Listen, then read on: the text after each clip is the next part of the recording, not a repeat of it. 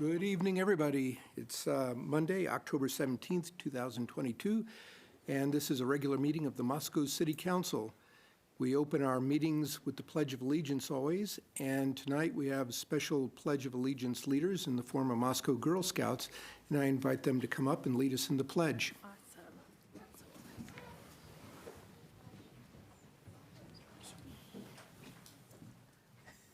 Look how cute they are. Okay. We're all gawking at the I know. Flag, yeah. Okay. Now just. Please join us in the Pledge of Allegiance. I pledge allegiance to the flag of the United States of America and to the republic for which it stands, one nation, under God, indivisible, with liberty and justice for all. Nice job. Thank you. Thank you. Brilliant. Thank you, City Council, for having these wonderful Moscow Girl Scouts here to join you and open your meeting. It is, as you know, probably this month is the International Day of the Girl. So we celebrated that last week, so we have been at city councils all over the council. Okay. We have been at city council meetings all over our Girl Scout Council, which encompasses 65,000 square miles of eastern Washington and northern Idaho, celebrating girls and celebrating the International Day of the Girl. And I think that this council meeting will go down as one of our most special because we are here with an all-female city council, which is pretty extraordinary.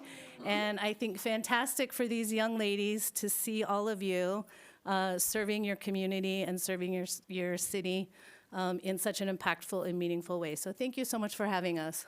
Thank you. Thank you. coming. Much appreciated. Yeah. Thanks for taking the time to come, and you don't even have to stay for the rest unless you really want to. Unless you want to. Oh, some of them.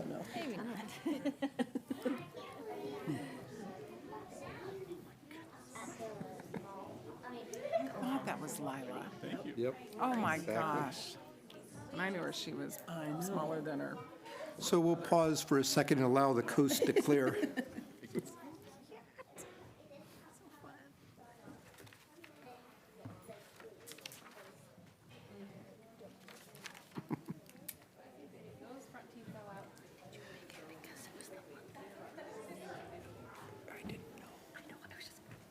So, Perfect timing. okay, brilliant. Next item on the list is our consent agenda, and the consent agenda consists of items that have been vetted through the Public Works and Finance Committee or the Administrative Committee and are generally routine and/or non-controversial. And so, Gina Your Honor, I move approval of the consent agenda. Second. and Maureen seconds. So,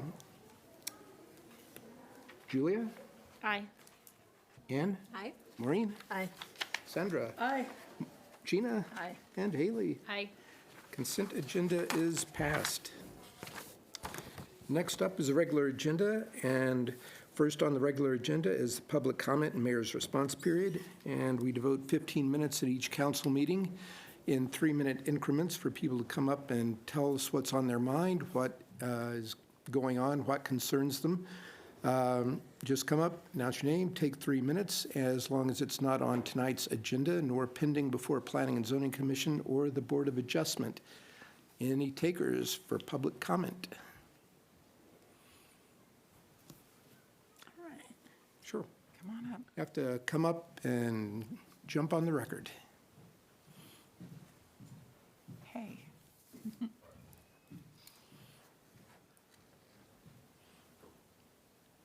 Tell us who you are and where you live.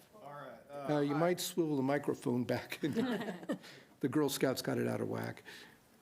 Hello, my name is Kurt Hedrick, and I'm Kurt the Painter, and I love Moscow, Idaho. I live in Moscow. I'm organizing a trades fair on March 24th and 25th of 2023 to be held at the Latah County Fairgrounds Event Center.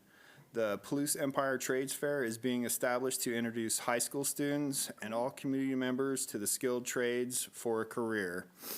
The Palouse Empire Trades Fair will host skilled trade employers ready to hire, trade schools ready to teach, and community members ready to learn and earn. The communities of the Palouse are growing, and we are in a shortage of skilled workers to help with this growth.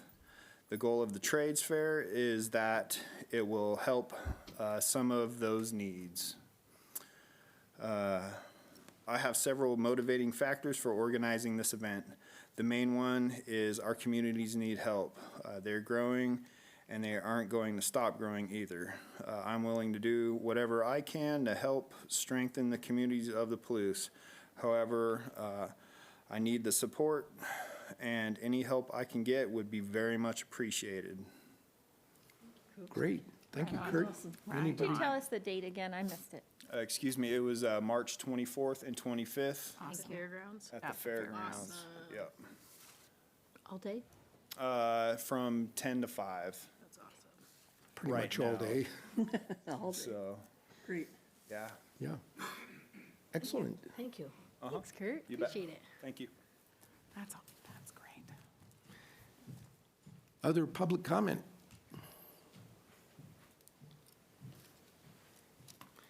Okay, hearing none, we're on to the next item, which is the Latah Recovery Center report with Daryl Keim. Daryl, come on down.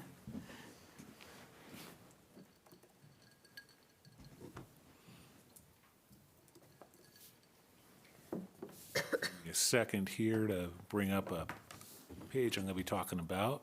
Oh, it's right there. What do you know? So, Daryl Keim with the Latah Recovery Center at 531 South Main. Thank you for your time tonight for allowing me a chance to give a report. I see that I'm an action item, but I don't think you guys need to take any action. The idea was simply an update. I realize we've been open since 2015, and I think I spoke to you guys when we first opened. And when I did, I would have talked about we were opening or had already opened the shop downtown. And what we were doing at that point was we were providing recovery coaching, which is, it's similar to counseling, but it's very different from counseling at the same time. You know, a counselor, if they were on a continuum, you'd have a counselor be off to the far right with a lot of training and a lot of state mandates to what they do, and a 4 or 6 or even 8-year degree.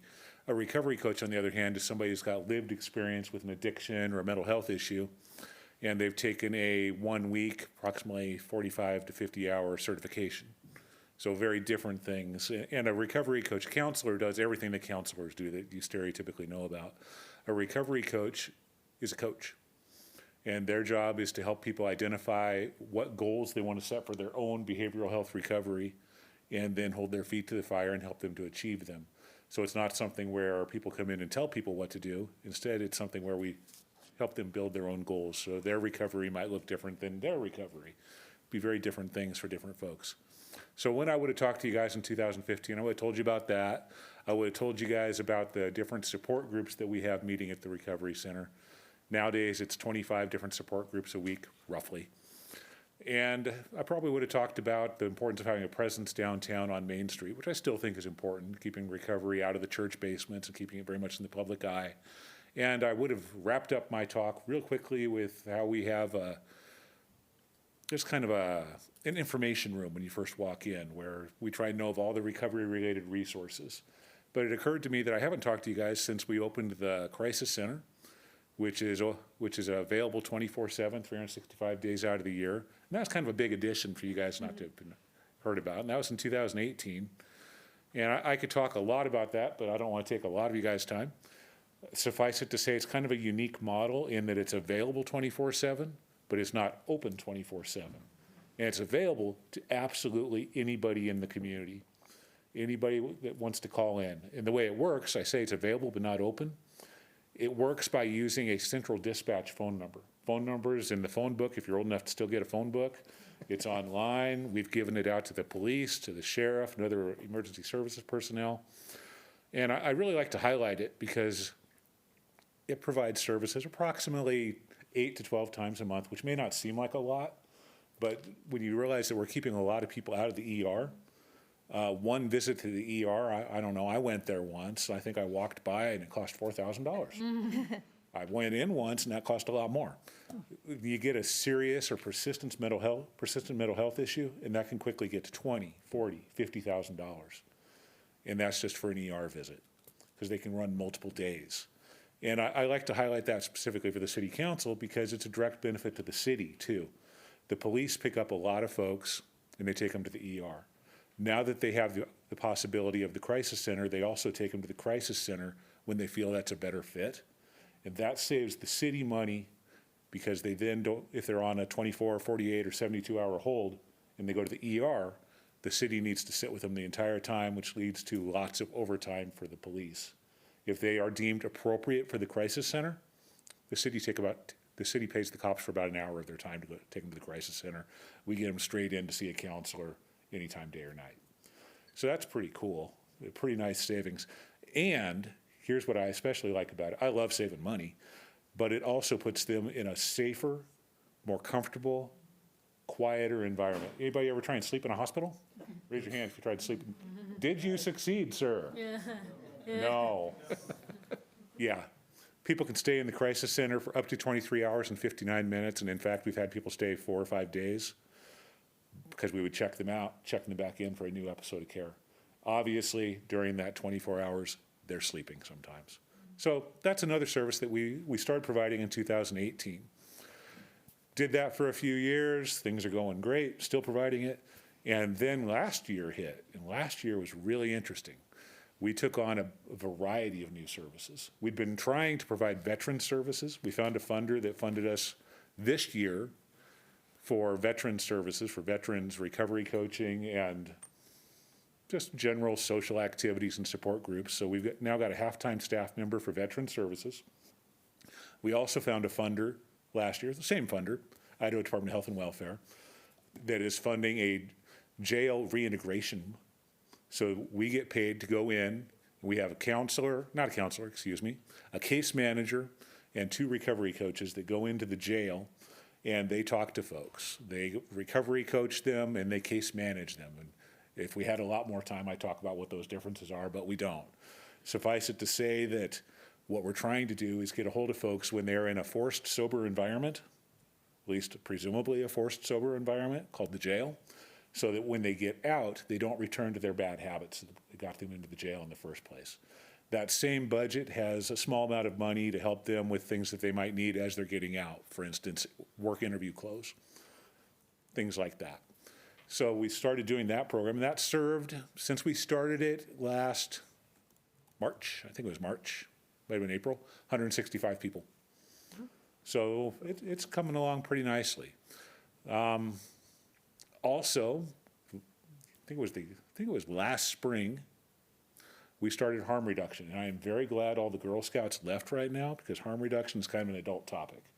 Here's what harm reduction is. We partner with the North Idaho AIDS Coalition, and through them, we get a variety of products that help people to stay healthy. One of those, condoms. We distribute condoms, so I forget exactly how many we've distributed, but about 1,000 a year. Another thing that we get from them is syringes. We do a safe syringe exchange. I go into a lot of depth about that if you guys have questions about it, but in the short version of it, the idea is to keep people healthy. When we started talking about syringe exchange, one of our board members got very excited because they were a former syringe drug user. They had contracted MRSA.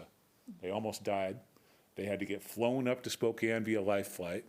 The state of Idaho paid, I think they said $400,000 to get them well again. And that was because they were reusing needles. So we do a safe syringe exchange so that folks, while they are still using, which we hope they will stop, will be safe. Part of that syringe exchange also is that when they access that service, they agree to HIV testing and Hep C testing. And in addition to that, they also get, I call it small letter C counseling, not a big counselor like I was talking about earlier, but they get informed of what their recovery options are here in town. The support groups at the recovery center, the counselors that are available, things like that. And in addition to that, for harm reduction, we also have a product called naloxone that we pass out for free. I think we've passed out maybe 40 in the past year, and we got word back from 7 times that the naloxone had been administered. Naloxone is an opiate reversal drug, so if somebody is passed out due to their use and is potentially overdosed, you hit them with a dose of naloxone, their high goes away right away. In fact, I'm told sometimes they wake up fighting because they're a little mad because they're no longer high. But it saves their life. So we pass that out too. And then finally, you guys are aware of this one, we also this past year started the Oxford House. What that is, in our case, is it is a men's sober house that's run on democratic principles. We'd love to get a women's sober house along the same lines, but the one we have in Moscow is a men's house. And that actually passed the final inspection from the city, thank you guys, today. What I can tell you though is, since we were only having part of it constructed at that point, we had room for 5, and it has been continuously full since the day we made that available on July 15th. So it's been very, very busy. With that said, some general numbers for you. We average, it's been this past year, our recovery coaching has been averaging around 60 to 65 people being coached per sessions per month, which is up from an average of 50 in the past years. I think I said we had 165 that have accessed the jail service. And the average that we have for client contacts every year is approximately, I believe it's 7,500 is the number I have. In fact, I'm realizing I have these numbers down a little lower here, and I don't have to go by memory. Yeah, 809 recovery coaching sessions this year. Yearly average is 592. 7,653 client contacts every year for a total of 55,000 since we opened. 3,600 volunteer hours. Gosh, I'm getting tired reading that. 265 syringes exchanged with 8 participants, which really means that's a very small syringe exchange. There was one down in Clarkston that was doing 100,000 syringes a year. If you were to look at syringe use for drug users, you'll find that somebody that's a fairly average syringe drug user, if there is such a thing, will use 4 to 8 syringes a day. Yeah. And 7 Narcan reversals. There you go. I could talk for more hours if you guys really want, but I'm not getting the sense that anybody wants to be here till 10. So if you guys have any questions, fire away. Questions? Maureen? Maureen, Has sorry. the controversy with the neighborhood, has the controversy that was before it even started, kind of settled in? Well, I haven't heard any complaints since we occupied the space. There we go, that's what I was asking for. Yeah, and I am blessed/cursed in that one of our board members lives directly across the street from the place, so he can tell me anytime there's any problem. And he has only called me once and said, they got a lot of cars, man. That was it. So far, it's been good. That's great, that's great news, thank you. Sandra? Daryl, with the Oxford House, have you had folks that have gone ahead and moved out and moved past that already? So I can't give good answers on that. Sure. Due to the nature of the Oxford House is a tenant, and we serve as a normal landlord. I don't even know how many people they've had through there. I just know it's been continuously full with 5. Good, that's all right. That's not a bad answer, that's. No, I can tell you the cops haven't called me and told me they're visiting there a lot or anything like that. And we do have a police officer on our board of directors, so I'm sure he'd be telling me that. Yeah. Good. But as far as moved in, done their thing, moved out, I know people have moved in, I know they've moved out. I know some people have been there the entire time. I can't tell you what's a success or not because that depends on themselves. Sure. Sorry about the wishy-washy answer. No, I like the fact that, people have moved on. I'm just gonna take that as a positive, because I want to, but maybe. I it do. isn't, But, okay. Maureen? Have you finished the garage, which gave you more space? That was what got approved today. Boom! I am so happy about that.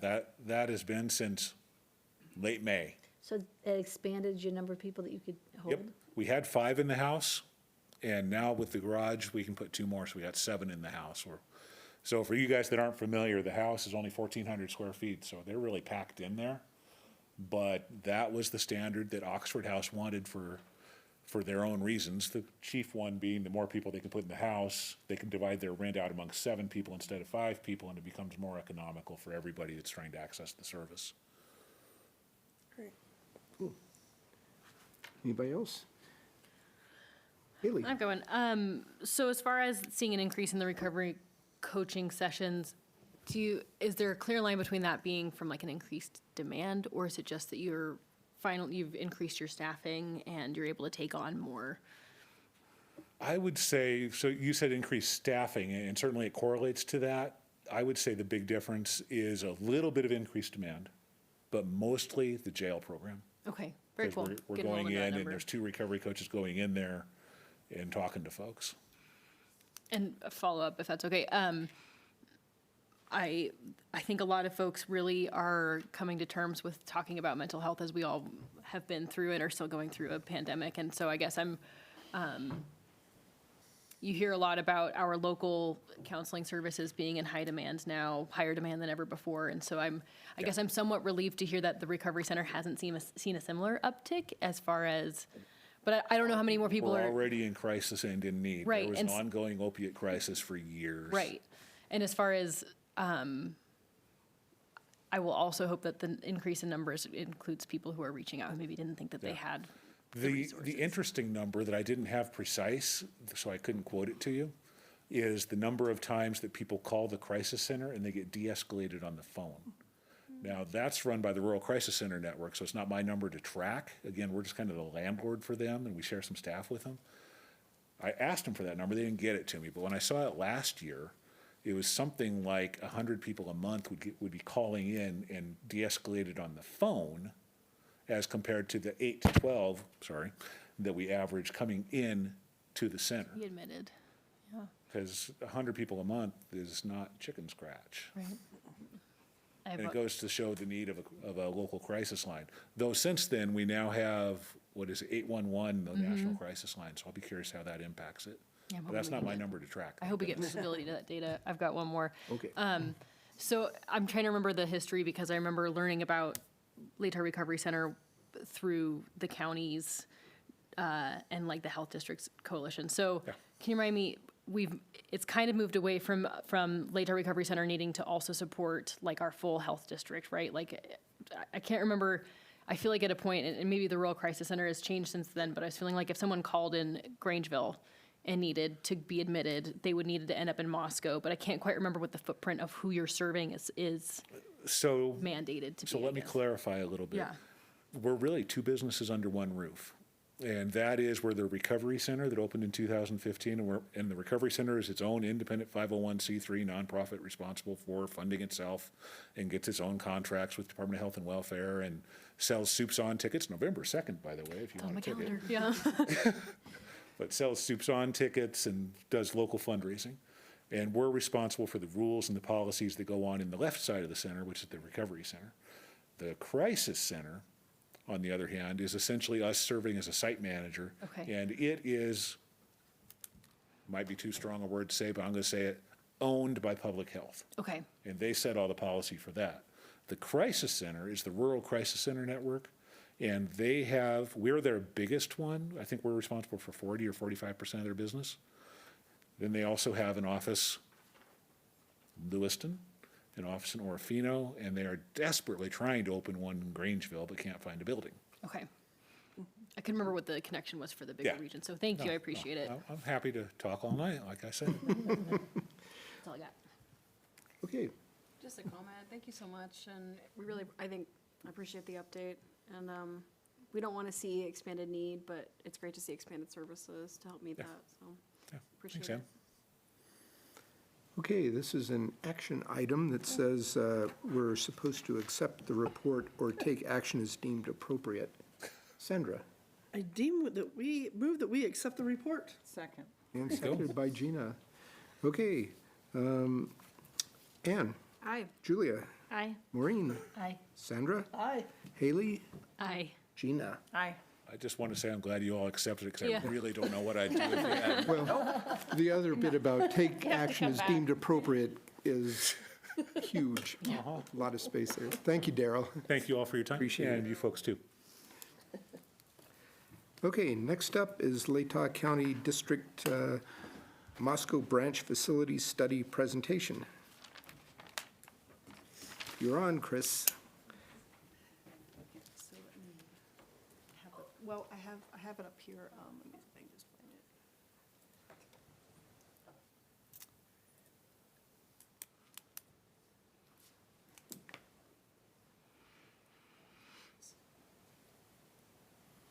I love that. Ta-da. Okay.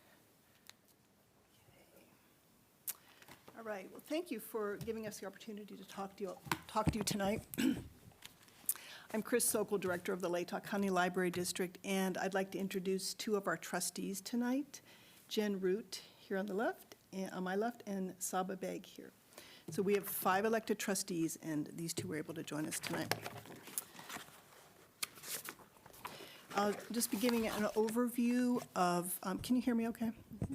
Just be giving an overview, pardon? Oh, sorry, yeah.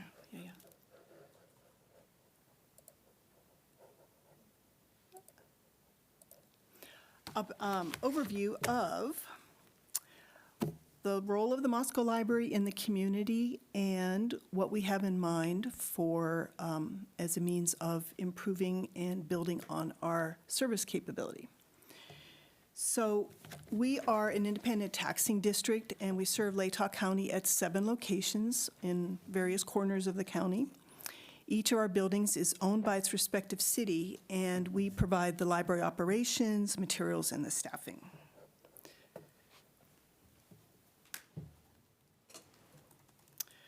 So the Moscow Library is the headquarters of the Latah County Library District, and the Carnegie portion you can see on the right, that's the south end of the entire building. That was built in 1906 with the matching grant from Andrew Carnegie, hence the name. And the addition was built in 1982 there on the north side. So we work with the city to be responsible stewards of community resources. So an example is our 2023 budget of just under $1.8 million. With that budget, we serve a county population of 40,000 at these 7 locations, providing our own administration at those locations to run those libraries. By contrast, Neal Public Library in Pullman serves 25,000 people at one location on a $1.9 million budget. And the city performs much of their administrative support because they are a city library and we are not. So we feel like we're doing a lot of good with our limited resources. And I'd like to also point out that the Moscow Library is kind of a similar relationship with the city as the 1912 Center. They're not a taxing district, but there's this similar kind of partnership and autonomy going on. So what kind sorry, I'm used to using my mouse. So what kinds of things does the Moscow Library offer the community? Well, one of our most important parts of our mission is to provide youth services. So you may remember going to the library, we had to participate in story time, check out books, maybe do summer reading program. We hear that a lot from adults. We do those things and we do a lot more, and here's just an example of some of the things that we do for our community. So we foster early literacy, and the whole time we try to make learning fun. But the public library is not just for kids. We all know that. So adults can take advantage of engaging programs. They can take advantage of constantly renewed collections of physical and digital books, audiobooks, videos, streaming content, magazines. And we also have non-traditional things like telescopes, musical instruments, mobile hotspots, things like that. Well, public libraries are universally recognized as community anchors. Moscow Public Library is open to anyone. It's tax supported, but you don't have to pay to get a library card. You can just walk in the library and use whatever you can find, and you can get a library card for free as long as you're a Latah County resident or a member of Valnet. We offer an array of opportunities to bring community members together to exchange ideas, pursue lifelong learning, or just relax in a free and safe space. And in addition to being a gathering space, a physical space, we offer digital resources, that enable people to remotely further their education, learn languages, car repair, make wise consumer purchases, and more.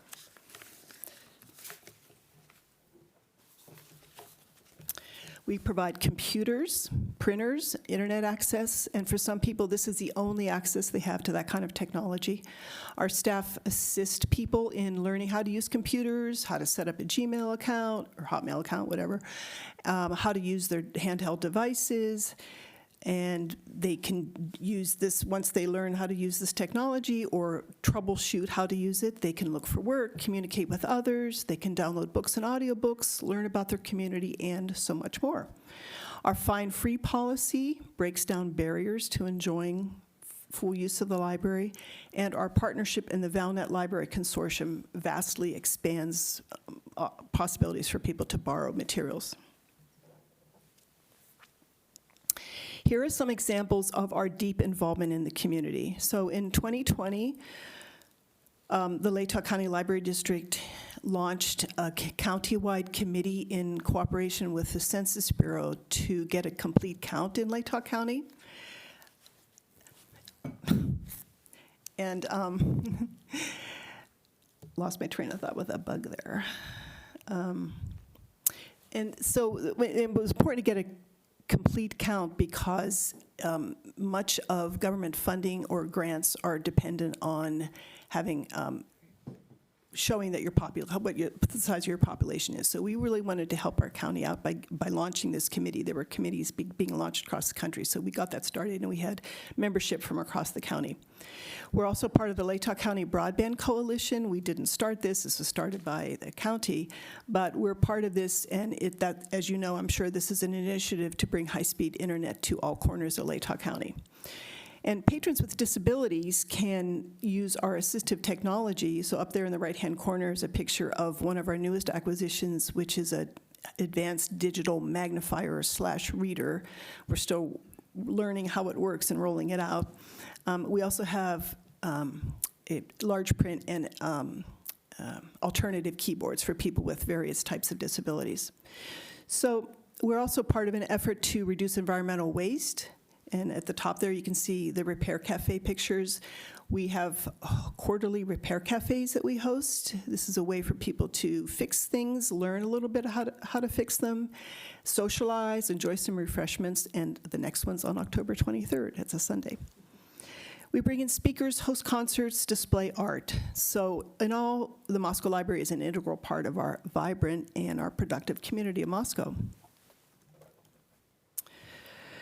We appreciate our connection with the City of Moscow, and we're glad that the city values our contributions to Moscow's amenities. In its most recent comprehensive plan, the city was explicit about the value of a strong public library as a community asset.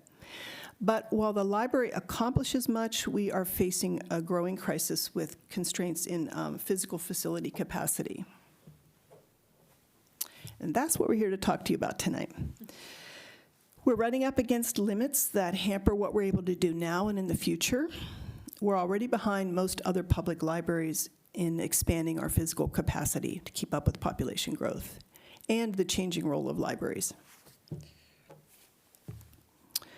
Since the last expansion of 40 years ago, Moscow's population has increased by 54%.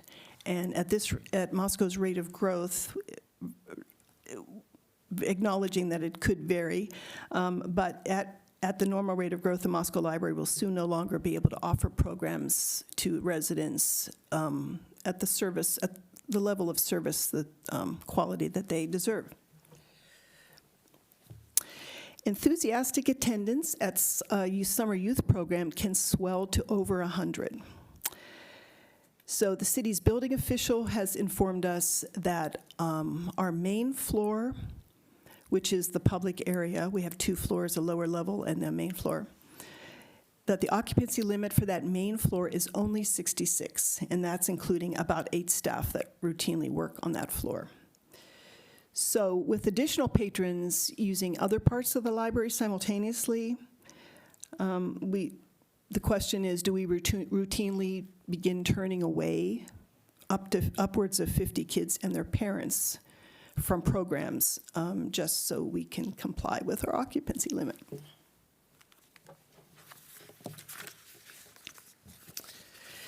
So we're facing more and more challenges to providing sustainable service. So for example, we must constantly decline requests for free meeting space for groups small and large. So we would not charge rental, but we would make space available for tutoring or for book clubs or whatever, so we can have groups that feel like they can reserve a spot, but they don't have to pay for it. We cannot attain our goal to provide more services to teens and tweens in our community. This is a very critical audience, difficult to reach, and really needs space, a dedicated space for that age group. We have no space. If we wanted to hire a new youth librarian, we would have to double up on desks, which we actually have been doing. Our collection librarians add thousands of new items every year, but they are forced to weed very frequently just so they can make room for new acquisitions. Storage for supplies for adult and youth programs and crafts has now spilled outside onto a stairway landing outside one of our doors, our back door. And we have crowded conditions in all staff areas, which actually is becoming a recruitment and retention issue, especially in these days when it's tough for everybody. So the question is, what can we do to solve this problem? The Board of Trustees feels committed to our current location and would like to work with the city. And it has become clear to us that we need to make a major expansion of the library happen. In 2017, consultants examined the Moscow Library and concluded it is dramatically undersized for the use it gets. This group recommended that a community the size of Moscow have a library at least triple our current square footage. Looking forward to expansion, we hired Castella Com Architects to help us plan. They prepared a facility study to identify ways that we could expand our current facility and suggested expanding in stage steps. We could add 3,200 square feet by pushing out the basement level toward Jefferson Street. So Jefferson Street is there at the bottom of the screen.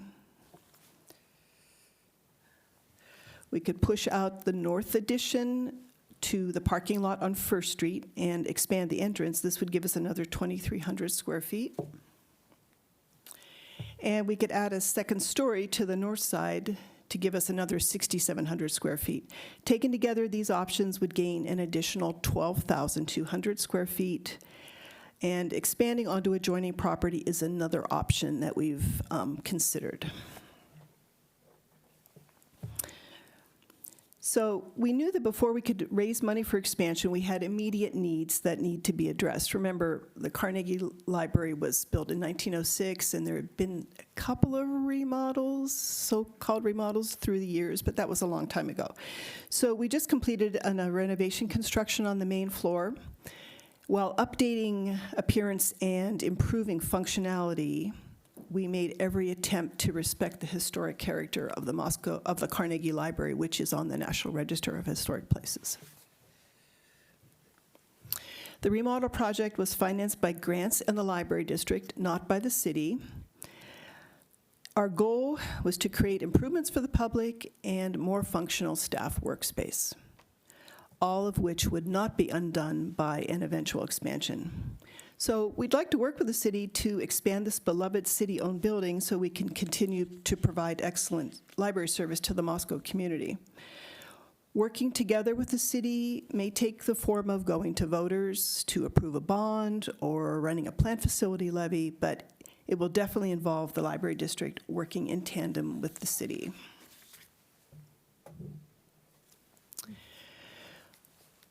We value our partnership with the city, and we look forward to continuing our relationship. And we are glad the Moscow Library is part of the comprehensive plan and hope it will be part of the city's updated strategic plan. Expansion is definitely a priority for us, and we know it's important to keep you informed. So I guess we have time for a few questions. I'm not sure how much time. And if it's okay, our trustees could maybe help answer questions too. Thank you very much for your time tonight. Thanks, Chris. Council, questions? What kind of teen tween space are you looking at? What kind of programming would that look like? Well, so, for instance, the Sandpoint Library, the East Bonner County Library District, they have a whole room just for teens, and they have, I'm not sure, they also have a makerspace that's a separate area. But they play games in there. It's been a while since I've been up there, but there are just, it depends on what you would want your teens to do. This is probably be something to ask them what they would like to do. But the thing about that age group is they often want to have a space to themselves. They don't want to have to be lumped in with little kids, which is kind of the way we have now. The Denver Public Library, I was walking through there one time, and they had a sign in the teen area that said something like, adults must be accompanied by a teen or something, It's that kind of a flavor, So we have a young adult book area, but we also have public computers in that area, so there's really nowhere for them to go. And that's a really difficult audience to reach. Anyway, we know how that is, right? So that's one reason why it's really good to have a designated spot where they can kind of feel like it's their own, and ideally a library employee who really concentrates on that area. Thanks. I've seen them in bigger cities. I just wondered what you were thinking. Well, like I said, right now it's occupied half by 4 computers and half by the YA collection, and we used to have a chair in there, but then we needed more space for our collection, so we took, not a chair, like a little sofa, like a little love seat, and we took that out because we needed space for our books. Haley? And actually, Sandra, okay. Yeah, I love the idea because one of the most fun things to do when I go elsewhere is I love going to the Seattle Public Library because it can be it is kind of a tourist thing for us to do. I am, as far as what it would need for an expansion of the Mosco building, I have 2 questions. One, did CKA give any ballparks, and granted it was 2017, right, when we were looking at the footprint for what dollar sign comes with it? And then I guess my other question is that because it would be a Mosco expansion, it would not be a subject, the whole library district would not be subject to such a bond, right? It would be something that we'd need to target just to Mosco to pass or to create a bond for That's financing? right. Okay. That's the way the bond would work, because it's a city-owned building. The library district could run a countywide plant facility levy, which is a different thing, and that's usually where then we would own the building, so that part gets a little complicated. We haven't figured that out yet if we would do that, but then we'd have to get the county on board to support Mosco. Your first question? Do we? Oh, cost. Yeah. Yeah, how could I forget? So the study that I'm referencing here in this slideshow, they were showing about $6.5 million. So I just returned from a meeting in Missoula at the Missoula Public Library, and if none of you have been there, you definitely need to stop in sometime, make that your next tour. Well, I will. I think it was finished in 2020, right before the pandemic.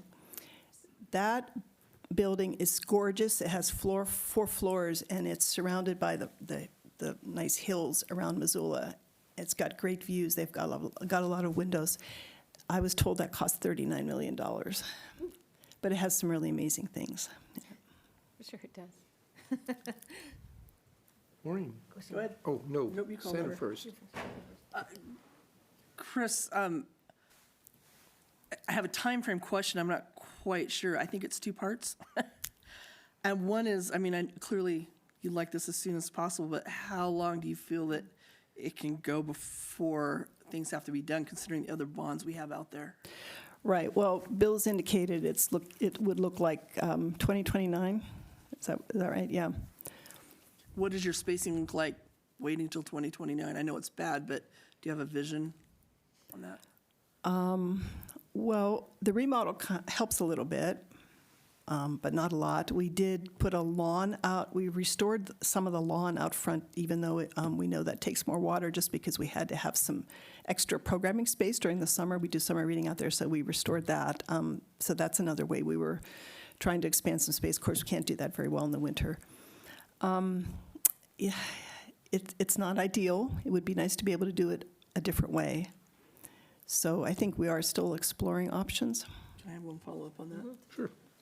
And would one of the follow-ups be, I know that you've been working with the 1912 Center with that book room. and sort of book overflow there? Would that be a possibility for interim work? Has that been discussed? Well, it could, but then you run into staffing issues, and then there's just the dilution of the library as an entity. And we do programs over there because we don't have enough space to do a lot of programs. So we've had adult programs, Everybody Reads programs coming up on November 2nd, plug. And we will have it over there because it's just too tight to have it. And that one picture I showed of the Carnegie Youth Room, that's where we usually have programs and story times. It's kind of an odd shape, and it's really difficult to have things in there.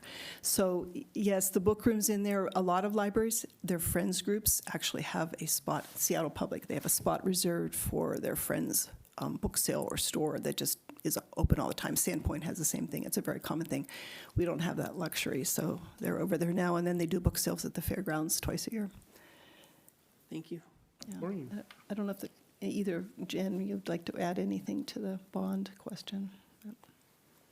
Not to put you on the spot. No, I have several friends who have grandchildren that go over there for the reading program, and the kids love it. And Yeah. so I know that you're tight, but I want to say what a great resource it is. Oh, And good. it's unfortunate, there really isn't any funding for right now. Yeah, I'll pass that on. Thank you. Your Honor, if I might. Just to clarify that 2028 or 29 time period, that was, 2029 is when we would make the last payment on the police facilities bond measure, the 10 million bond measure the city recently passed in 2019. That would be the optimum time to where something could be run that may maintain essentially a level levy rate to fund another facility project. So that would just likely be the optimum time. I think passage of another bond measure on top of that could be difficult for the city. So that is just what we advise as probably being the likely optimum time if the council wished to move forward with the bond election for the expansion of the library facility. Haley? Yeah, I'm doing and it's more a comment than anything, because I've grown up going to that library. I love it very much, and I do get worried about the timeline, and I am also guessing that Greg Bailey's going to be looking to see, and/or his successor to be looking for some school bonds for some new buildings, because I know the wish list item is a new high school and a new elementary school. And so this is really helpful context for me. I'm part of outward musing as I'm wondering if there's an opportunity with the state surplus to be talking to our state legislators about supporting our library districts. The focus has really been on K-12 education, which there's absolutely a need. But I'm wondering, we can't be the only community who's facing an increased need with limited facilities and resources. So thank you for coming and sharing with us tonight. Kind of a hard question for you, and that is, has our library run into many complaints about the books that we carry? And is that, it's a hard time right now for libraries overall, and I'm hoping that you guys are doing okay. Yeah, that's one of the challenges I didn't put in the list, but yes. Yeah, we've actually, there was an article recently in the Daily News and the Tribune. The other libraries haven't had so much, but we've had 4, nothing formal yet, but we've had 1 verbal and 3 written in some form kind of comments about our materials. We're just trying to deal with it, and we have support of the board that, I take all these concerns to the board, and we've also actually had several comments, especially since that article came out, of people who said, I don't want books to be banned. Thank you for providing all kinds of materials. So, yeah. I've heard of people who just said that they would sit and read their books on the steps. Okay, this is an action item 2. I have a question. Okay. Thank you for coming and presenting to you. I think it's probably a Bill question. So knowing that they're a separate taxing entity and knowing there's a delineation between owning and operating the building, what would be the roles and responsibilities of moving forward with the bond? So we own the facility, so we would have, I'm sure we'd have an agreement with the library district to either provide whatever financial assistance to the project and to operate and manage the expanded facility after the bond was passed and the facility was constructed. That's what happened in the 1980 expansion. The city essentially ran the bond election and funded the addition at that point in time.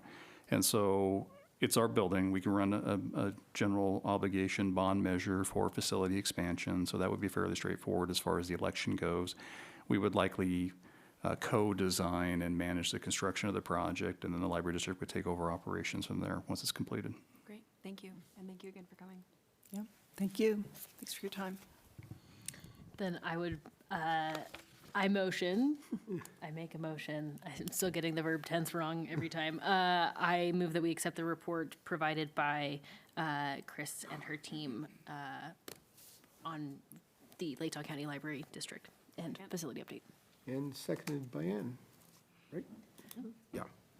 Okay, Julia. Aye. Ann? Aye.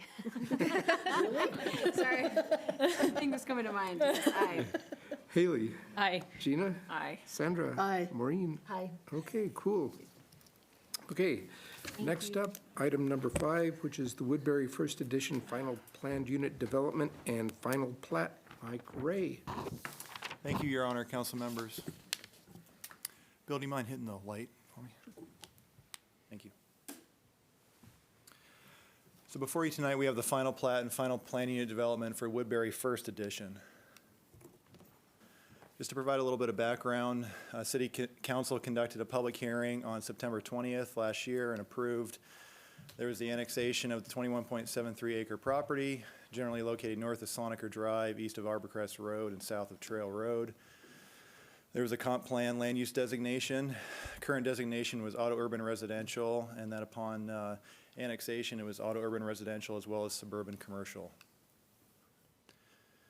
The zoning configuration of the property was agricultural forestry, and that was rezoned to the R2, which is moderate density, single family residential, and the neighborhood business zone. Then looking at the preliminary plat and PUD, 74 lots ranging from 3,794 to 17,973 square feet in size. There were 7 lots in the neighborhood business zone, and then the R2 zone contained 67 lots. There were 3 conditions placed upon the preliminary plat and none on the other actions. So the first one was a analysis of a left-hand turn lane eastbound Mountain View on a Sloniker Drive be evaluated to determine whether it's warranted, and if so, the applicant's responsible for the construction of that turn lane. The second one was the improvements to Mountain View Road, essentially from the Hamilton Low Aquatic Center all the way up to Sloniker Drive. So that would include one side of the street, and the applicant would be responsible for 50% of those construction costs associated with those improvements. And then the third condition was access restriction from the subject property from Sloniker Drive to emergency services access only until all required public infrastructure is completed in accordance with the approved development agreement.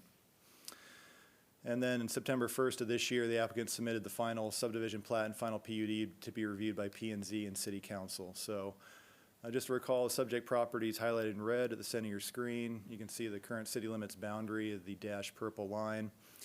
To the south is the Blackwood addition, so Sloniker Drive, Lanny Lane, transitioning to Lanny Drive as you head to the west towards Orchard Avenue. Lands primarily within Latah County to the west, north, and to the east.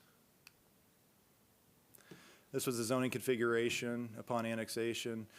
So R2 zone, and then you see that small pocket of neighborhood business there to the northwest. So this 21.73 acre plat was part of a larger plan unit development. 82 acres would be the total area. You can see kind of the configuration. The lighter gray area is the 82 acres. So this brings us to the preliminary plat that was approved. Sloniker Drive, you can see heading north-south.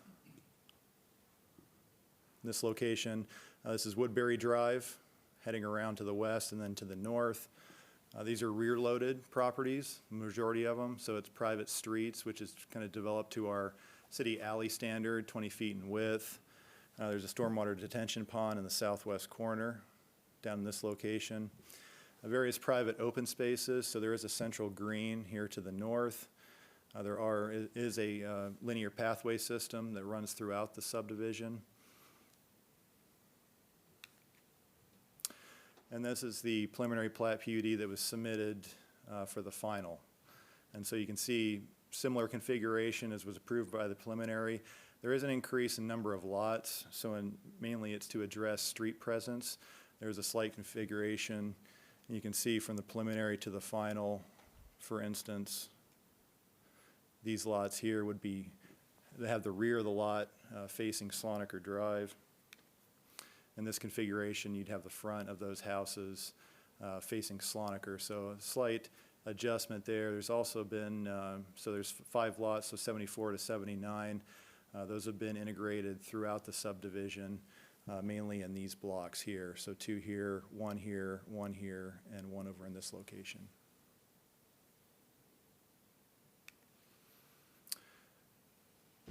As part of the PUD, there was 4 lot types. So these are the village neighborhood business, which also was referred to as the village.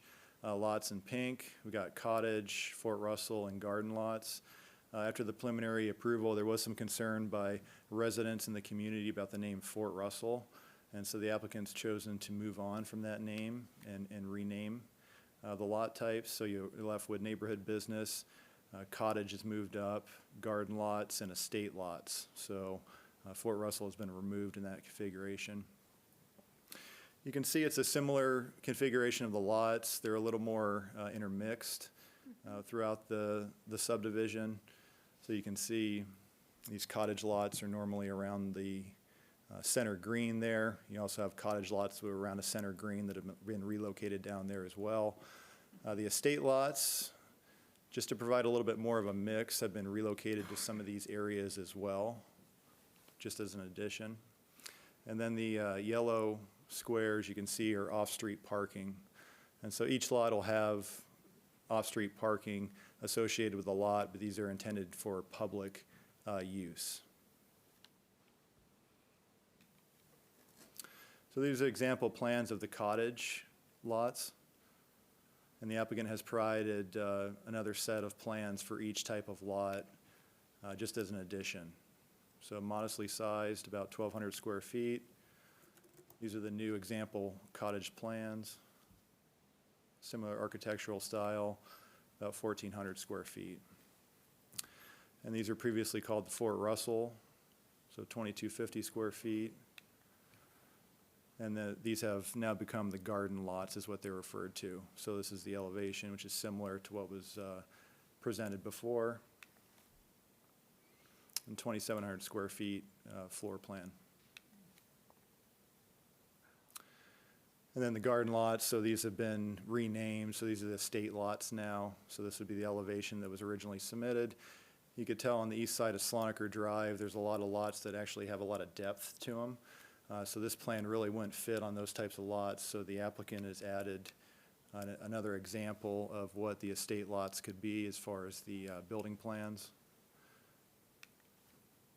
So this would obviously fit the depth of some of those lots on the east side, 3,400 square feet. So the largest floor plan out of all the lot types.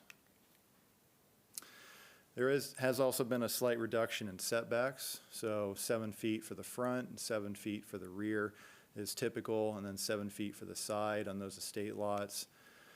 And there has been a shift to 5 feet on the front and 5 feet on the rear, and then 5 feet on the side for the estate lots. And this is just an example of the reason for the shift. Typically, you'd have 5 feet for a public utility easement, so these are the franchise utilities. There needs to be a 9-foot utility easement on the south, and so it's really shifting the floor plan of a lot of these lots. And then Ashton Lane, this was originally a private street, and now it's proposed to be public. And so this was the original design, 5-foot sidewalk, 12-foot travel lane, 8 feet parking, 7-foot tree lawn, and a 5-foot sidewalk. And the new public design is 5 feet for sidewalks, 5-foot tree lawn, 23 feet in roadway width, and that also includes on-street parking, 5-foot tree lawn, and then a 5-foot sidewalk on the other side as well. So taking a look at the preliminary plat conditions, the left turn lane on a Mountain View Road onto Sloniker was evaluated and is warranted, so it's included in your plan set, sheet C10, I believe, and so this was the design.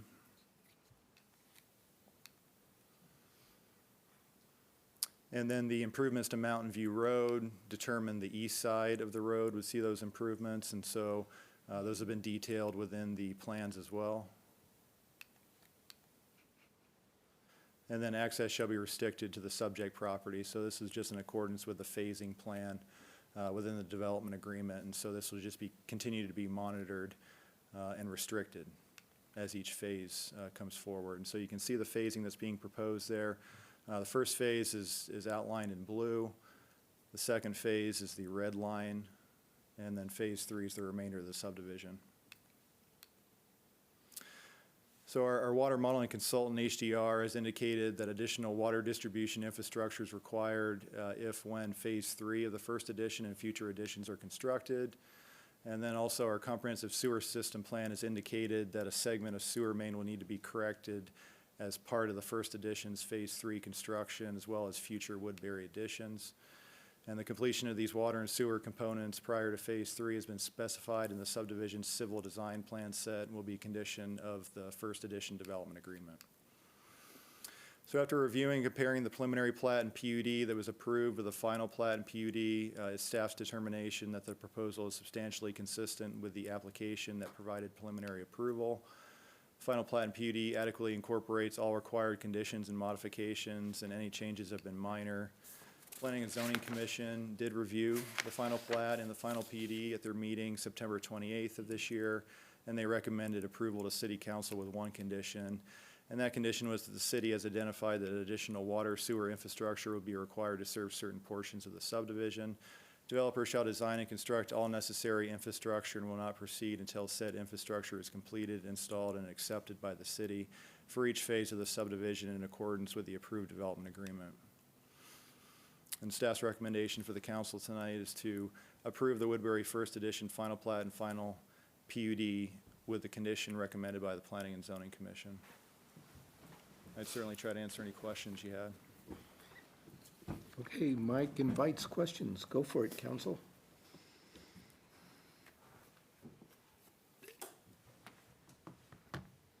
I think we asked a lot of questions at the Public Works Finance Committee, but thought that it was probably a topic that we should bring up here, but I think there's a lack of questions here because of all the questions that were asked, and you answered them well, and so did the developer.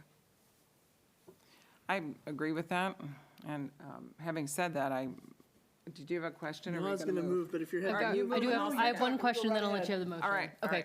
And I don't know if the developer is here tonight or not, but, okay, and this may be more of a Mia question, so it's okay if I need to follow up with this in an email. I'm very rusty with how HOAs work. And I know in Idaho, one of the few things in our Fair Housing Act, it does not, I'm like fact checking myself, the Fair Housing Act overview that I'm seeing does not protect against, in Idaho, against familial status. And so I guess I'm trying to understand if this, and this is maybe a developer question or a Mia question as far as an HOA being able to decide who does or doesn't buy a house in this development. And so I'm trying to understand if there's, I know there's like a really fine line as far as like being able to sell a house to a gay couple or something like that, or someone who's married or not married. And I don't quite understand how federal protections work versus state protections. So this is I'm realizing this as I'm scrolling through and realizing it's going to be an HOA. So you're all along for the ride as I'm verbally processing this. I don't want this to be a situation where an HOA is able to not sell to someone in town because of their sexual orientation. And I'm not sure if that's something that's able to happen based on Idaho state discrimination or lack thereof in terms of that clarification. Am I making sense? Are you guys, I'm digging myself a hole over here trying to figure out how I'm asking my question, but. Bill? If I might, so that may require more in-depth legal research. Yeah. So the city is not a participant in HOAs. Those are private covenants and restrictions that are administered by the Self-governed, homeowners right? Okay. association. it is something the city has purposely kept us out of because we have no role in the regulation of HOAs, and every subdivision, virtually every subdivision that is passed in the last 20 years has an HOA that has various capacities. And so, but, I mean, we have prohibitions against the discrimination in housing choice Their own in ordinance. city code as well. But how that would interplay with an HOA association is something we would have to review, but we're not a party to that. That's helpful. And I just couldn't remember how common HOAs are in Moscow, but it sounds like they're more common than I realized. They're very common. Okay. They are sometimes not very active. Okay. Or they're only active during the initial phases of development of subdivision as it relates to housing design and standards. color and Okay. so forth, but then they become more dormant. It depends on how much private space that they have to manage or maintain. So those that have more private streets or private public space or private recreational spaces tend to be more active than those that really don't have any maintenance activities they have to undertake. Thank you. That helps a lot, and that's what I needed. So go for it, Gina. All right. I'm a little dizzy from that question. I know. but think Sorry, I'll- guys. no, that's Verbal all right. processor. I move that we approve the Woodbury First Edition final PUD and final plat with the condition that the developer shall design and construct all necessary infrastructure and will not proceed until said infrastructure is completed, installed, and accepted by the city for each phase of the subdivision in accordance with the approved development agreement. Second. And seconded by Sandra. Any further discussion? I just wanted to comment that I think it's really cool that they are shifting around the type of house within the neighborhood, so they're not doing all the small ones and then the medium. Like, I just think that's really cool to see. Yeah, we agreed. Yeah. And I want the record to also reflect that I appreciate the fact that the developer has been fairly responsive to a lot of comments that have come and been attentive to some of the needs. Indeed. Okay. Haley, Aye. Gina, Aye. Sandra, Aye. Maureen, Aye. Ann, Aye. and Julia. Aye. Okay, that passes. On to the recommendation to rename pickleball courts at Gormley Park, the Damon Burton Pickleball Courts. David Schott, hanging with us.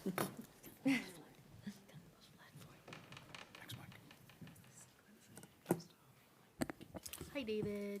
Hello, Mayor Betke, members of council, thank you so much for having me this evening. So, a little background, the Parks and Recreation Commission received a letter from our former Parks and Recreation Director, Dwight Curtis, on February 15th, 2022, requesting to recommend officially naming the Gormley Park pickleball courts the Damon Burton Pickleball Courts.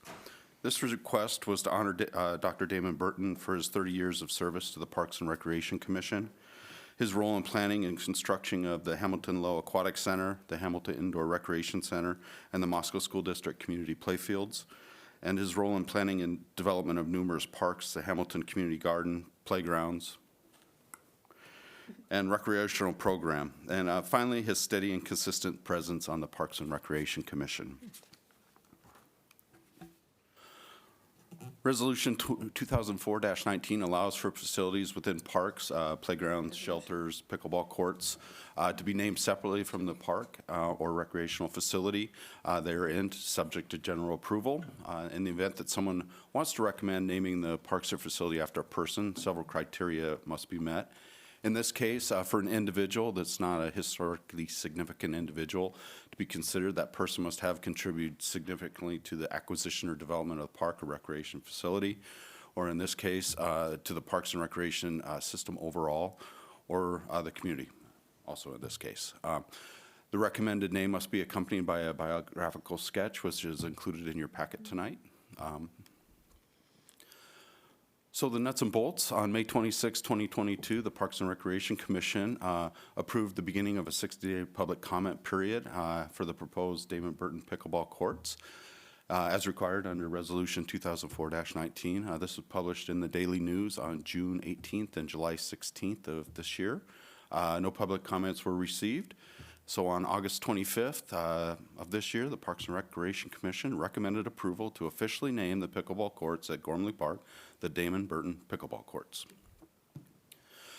The fiscal impact, if approved, the park sign will, keeping with our current park signs design, will be fabricated. We've got this loaded into our fiscal year 23 budget in the amount of $3,000. This was reviewed by the Public Works Finance Committee on September 10th of this year and recommended for approval. Staff is also recommending approval to name the pickleball courts at Gormley Park the Damon Burton Pickleball Courts. With that, I'd be happy to take any questions from council. I just kind of want to hear you say Damon Burton pickleball courts one more time. Can I add to that, Mayor? I'm sorry. to Please, jump go in. right ahead. I think this is a really great thing. I know that Ann and I don't know about the rest, we're super excited to have pickleball courts here. And I can't think of a better person to have them named after, and I'm really glad that someone sent this in. And I'm excited about it. If there's no more discussion on it, I'd make a motion, but I don't want to jump on toes. Do it. Just Okey doke, I move that we approve officially naming the pickleball courts at Gormley Park the Damon Burton Pickleball Courts and pass the association resolution. Second. Okay, moved by Sandra, seconded by Ann. Further discussion? Pickleball's great. Big fan, big convert. So, okay, hearing none. Haley, Aye. Gina, Aye. Julia, Aye. Maureen, Aye. Ann, Aye. and Sandra. Aye. Okay, that passes. Excellent. Thank you. Thank you, David. Thanks, David. And lastly, an update on the downtown streetscape study. Mr. Cody. No, I feel like I should put that on.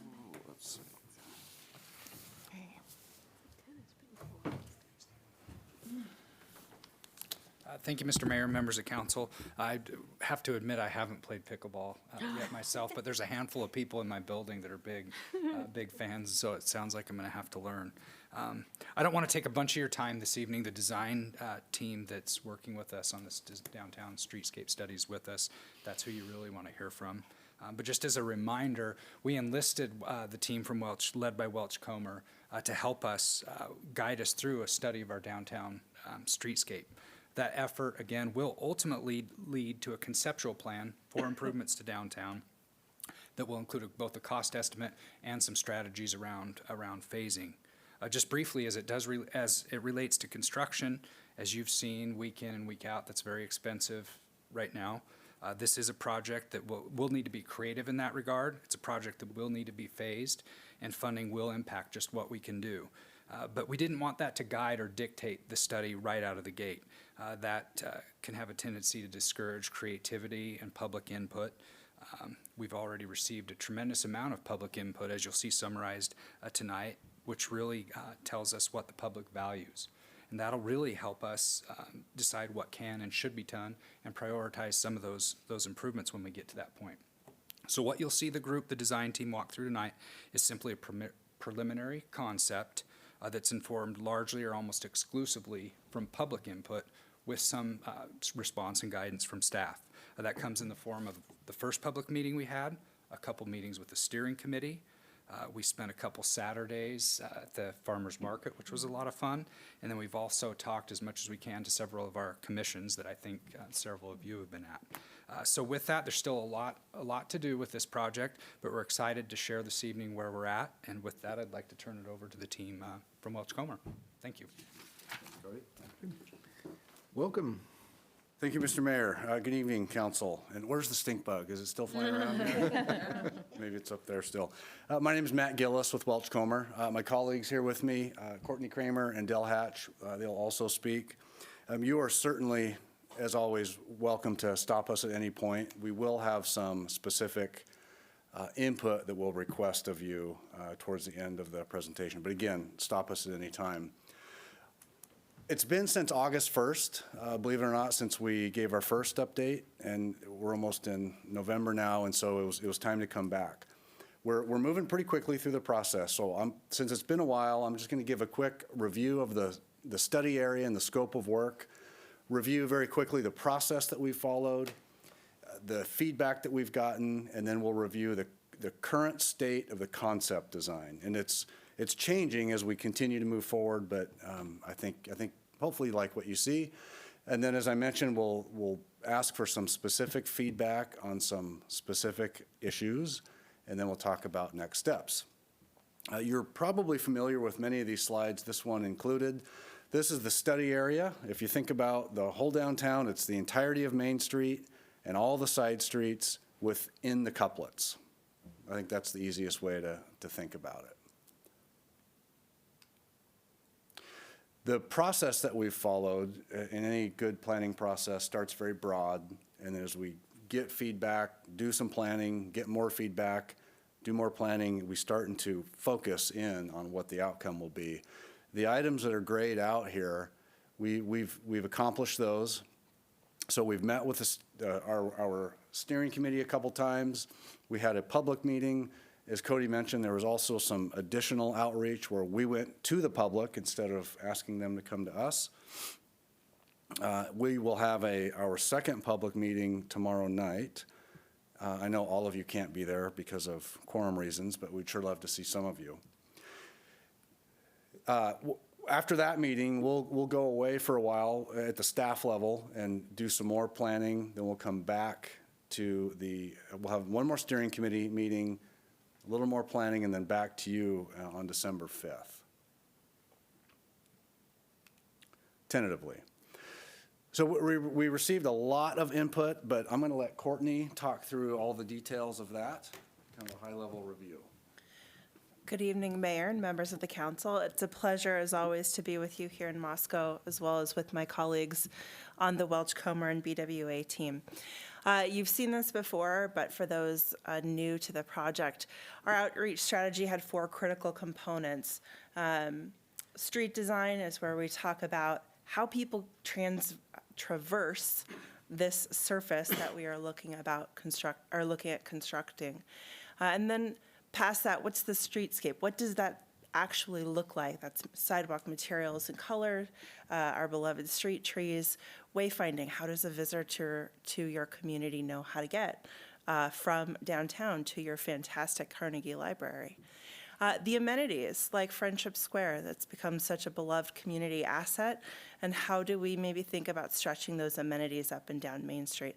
And then, of course, parking. Coming from a business development background, your downtown merchants and community members are very concerned about preserving parking so that they can welcome those community members who maybe live in Troy or Deary and need to drive to our downtown.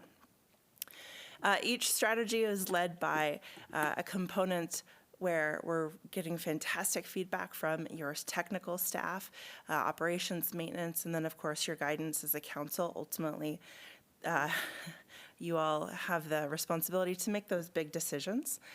We're also getting fantastic guidance by a steering committee. They're helping us distill that public input, recommending who we might want to really go connect with, and ultimately will provide the council with a recommendation. We've been really grateful for the support from the City of Moscow staff on interacting with the general public and stakeholders. For budget reasons, we were able to prepare the engagement kit, but then had to look to your staff to deploy it, and we've been really pleased with those outcomes. It's very fun from a community engagement standpoint to go back to something as analog as just a dot project, because right, even kids get that. My 9-year-old was like, no, I really, really think I can do this, Mom. Okay. Our feedback to date has really reinforced what the steering committee has said and what the feedback we received from the City Council in August. Your community is supportive of innovative designs. Your community is supportive of finding ways to treat that surface stormwater before it is discharged into Paradise Creek.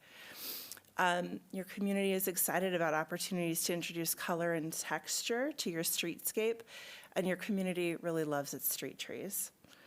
We're all nodding, as do I. Your community loves Friendship Square and in fact wants to see it expanded in as much as possible. Some of the feedback that we've received is really the parts of it that are welcoming to all ages are very appreciated. We did discuss water features and the ambiance that having moving water in a downtown adds, as well as those challenges for your technical staff to provide sanitation and safety. In terms of parking, and Matt will go through this more carefully, we did hear from the community that they are willing to sacrifice some parking in order to expand amenities, to treat surface stormwater, or perhaps to prioritize retention of mature street trees. And I will turn it back over to Matt to talk, one more, here's our lovely DOTS project. It's really fun to get to see that feedback. Each of those boards has a couple of previous iterations through it, and I love how accessible this is and how tangible it feels. Maybe that's me becoming a tactile person again, but it's been a nice add to the project, and we're really appreciative to the City of Moscow staff for deploying it on our behalf. With that, I will turn it back over to Del Hatch to walk through the concept design. Thank you, Mr. Mayor, members of council. The information that Courtney just went through with you folks and showed you the enthusiasm of the DOTS and all of the different elements that the public and our steering committee was reinforcing on our plan created this plan that you're looking at right now. It is very schematic in nature. North is to the left of your sheet up in here, Main Street right down the center. The intensity or size of the circles indicate where a lot of the enhancements and the treatments would be focused. So you can see that there's quite a large circle there at Friendship Square that runs from 4th Street down to 5th Street. Each of the intersections are proposed to have some treatment all the way down to 7th and starting up here on the north at 1st. Even picking up some sort of indication or directional orientation for people that might be moving south to access here, or might be moving from the north to access Main Street there.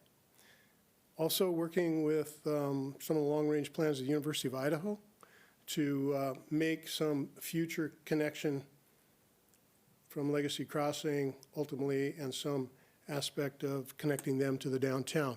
Again, very schematic at this point. This led to this plan that is a little bit harder to see, and we'll show you in some close-ups some of the detail. And you can see north still to the left, and over here on 1st Street, an indication of some sort of orientation and welcoming aspect to the Main Street. You can see that each of our intersections have some treatment. You'll see the green primarily, and then all the way down to 6th. That's a touchy button, sorry about that. And in this sketch, we start to show some intensity happening on that west side of Friendship Square. One of the things that I talked to our design team about, we discussed it with Cody, my very first indication was there an opportunity, if we were to change your curb lines, to put a little bit more movement to the street rather than having a straight street. In looking at some of the proposed improvements, it became pretty obvious that the street already has a little bit of that movement to it. We think from a standpoint of a view shed straight down that street that it's important that it has a little bit of movement so your eye doesn't go 7 blocks without stopping and looking at some of these improvements that are occurring. This also, as Matt said, the entire downtown study goes all the way out to the couplets. At this point, we're not expanding all of the detail out. This still is in the preliminary stages, but you will notice that at least here on 4th to the east, we're looking at the area in front of the University of Idaho's new location for the Pritchard Gallery to have some specific improvements, and there are some changes there as well that we'll show you here in detail. North is also on the left here. This shows from the edge of Friendship Square down to the intersection of 5th Street, the concept of the Wooner Street, which is shown there in concept of another development on the right, upper right, where the street itself is developed to maintain traffic and indeed maintain parking access as well. But the character is very much presented as a pedestrian space. So curbs are usually flush in that area, and separations between parking and the sidewalks are reinforced by tree locations, planters, changes in color and texture of pavements, et cetera. And you can see here, although, again, I just caution you, this is very preliminary. The suggestion of color is the suggestion of consideration for different materials and colors, such as pavers or colored concrete, working throughout that Warner stretch from really Friendship Square all the way down to Fifth. This curb line on that west side actually exists. The bulbs would be slightly increased from what they are today. The entire intersection is also at sidewalk level, and it's ramped down to meet Fifth here and down to the south to meet Main Street. North on this image is to the top. This is, again, a concept for the west side of what Friendship Square might be. So Main Street through here. You can see that we're suggesting that colored pavements, again, either concrete or pavers, could be used to accent the space not only on the sidewalks, but potentially even in the street section where the main crossing occurs.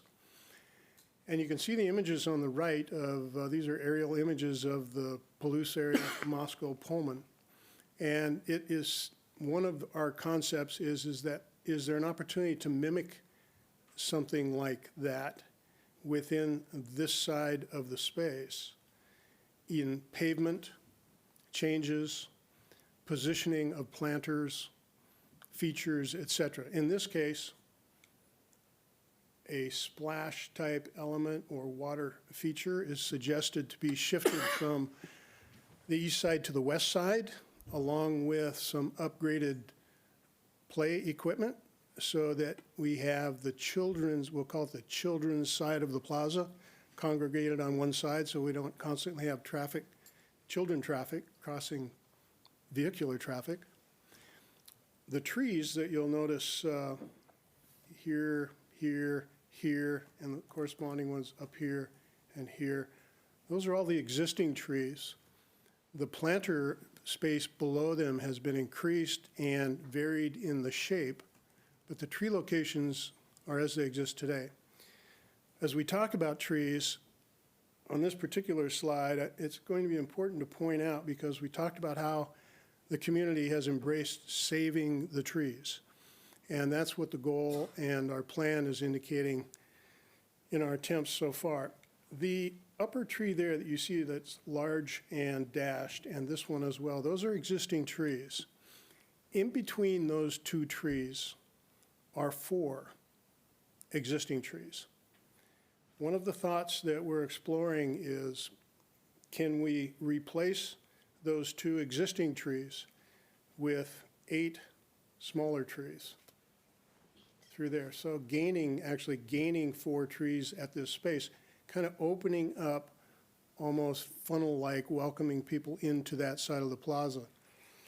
So sacrificing those 4 trees to install 8 new ones, with the concept that those trees might be a different variety, slightly smaller, have a flowering capacity, better fall color, or at least varied fall color, so that we also get a little bit of movement in terms of the trees within the street, and we don't have a monoculture throughout Main Street. So that's one of the concepts we're exploring there. We're adding some trees here and a tree here. We're allowing for access there for emergency vehicles. And even though we haven't illustrated it, there would be a 20-foot wide access all the way through the center of that. Yes, ma'am. I may be jumping in too soon on this. I'm wondering if the Farmers Market Commission has seen this sort of layout and what their thoughts are on it. I don't know if we've specifically shown them that yet. Okay. But it would be our intent to walk them Sure. through this. And again, I caution you that it's still just a preliminary sketch. Right. I just wanted to make sure they had it while it was still a preliminary, because the market's a huge deal. As you know, I'm not telling you anything new. The market's Absolutely. huge for us, and I just want to make sure it fits for what they're also trying to do. That's all.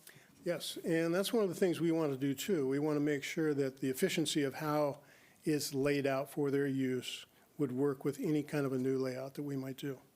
I have a question.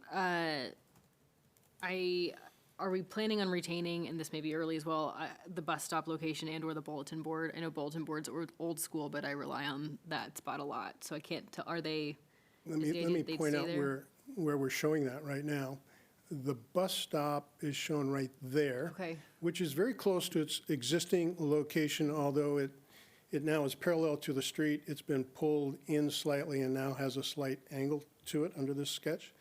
And the bulletin board or information kiosk has also been located, and I know these colors are a little bit challenging to see it, but over on that side right there.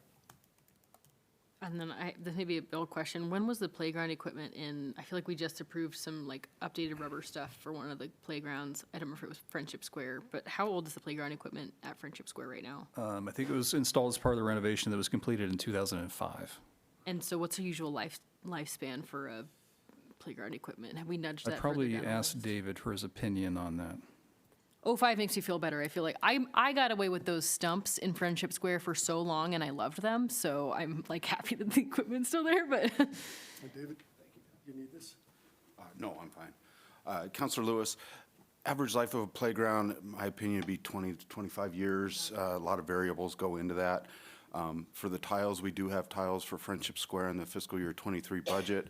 However, we're not going to purchase those until we see how this shakes out. Awesome. Prior to. thank you, appreciate it. Yes, ma'am.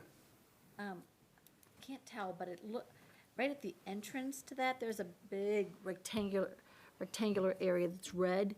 I just want to know if that's large enough for our Christmas tree. Oh, yeah. Every year, we have this light up the town, light up the city, and it goes right there. And I think it still fits, but I just. Right there is where you're speaking of? Right there, that's it. Somewhere in that. Yeah, to give you an idea, well, you can look at the parking stalls over on the left. Those are roughly 10 by 19, 10 by 20. That space would probably be 18 by 20, fairly large area, just the paved area. Of course, there's more space beyond it. That would just be that colored pad. Good questions. Okay. So it has, again, because we're looking to accommodate some of the children on this side, that Palouse feel and potential theme, the intent here was to explore whether or not that whimsical look might be appropriate. I love it. On the opposite side, which I'll be honest with you, is not detailed as detailed yet as we're moving through it, but you can see that there's some very definite symmetry occurring at least at the abutment to Main Street. And one thing I'll point out both on this slide and this slide, at that point, down here at this point, you can see that some of those bulbed areas that are accommodating parking are also being looked at, and Matt can speak to this in a minute, the collection of stormwater for a pretreatment before it goes directly into Paradise Creek, which was also rated very high as one of the things the public asked us to explore.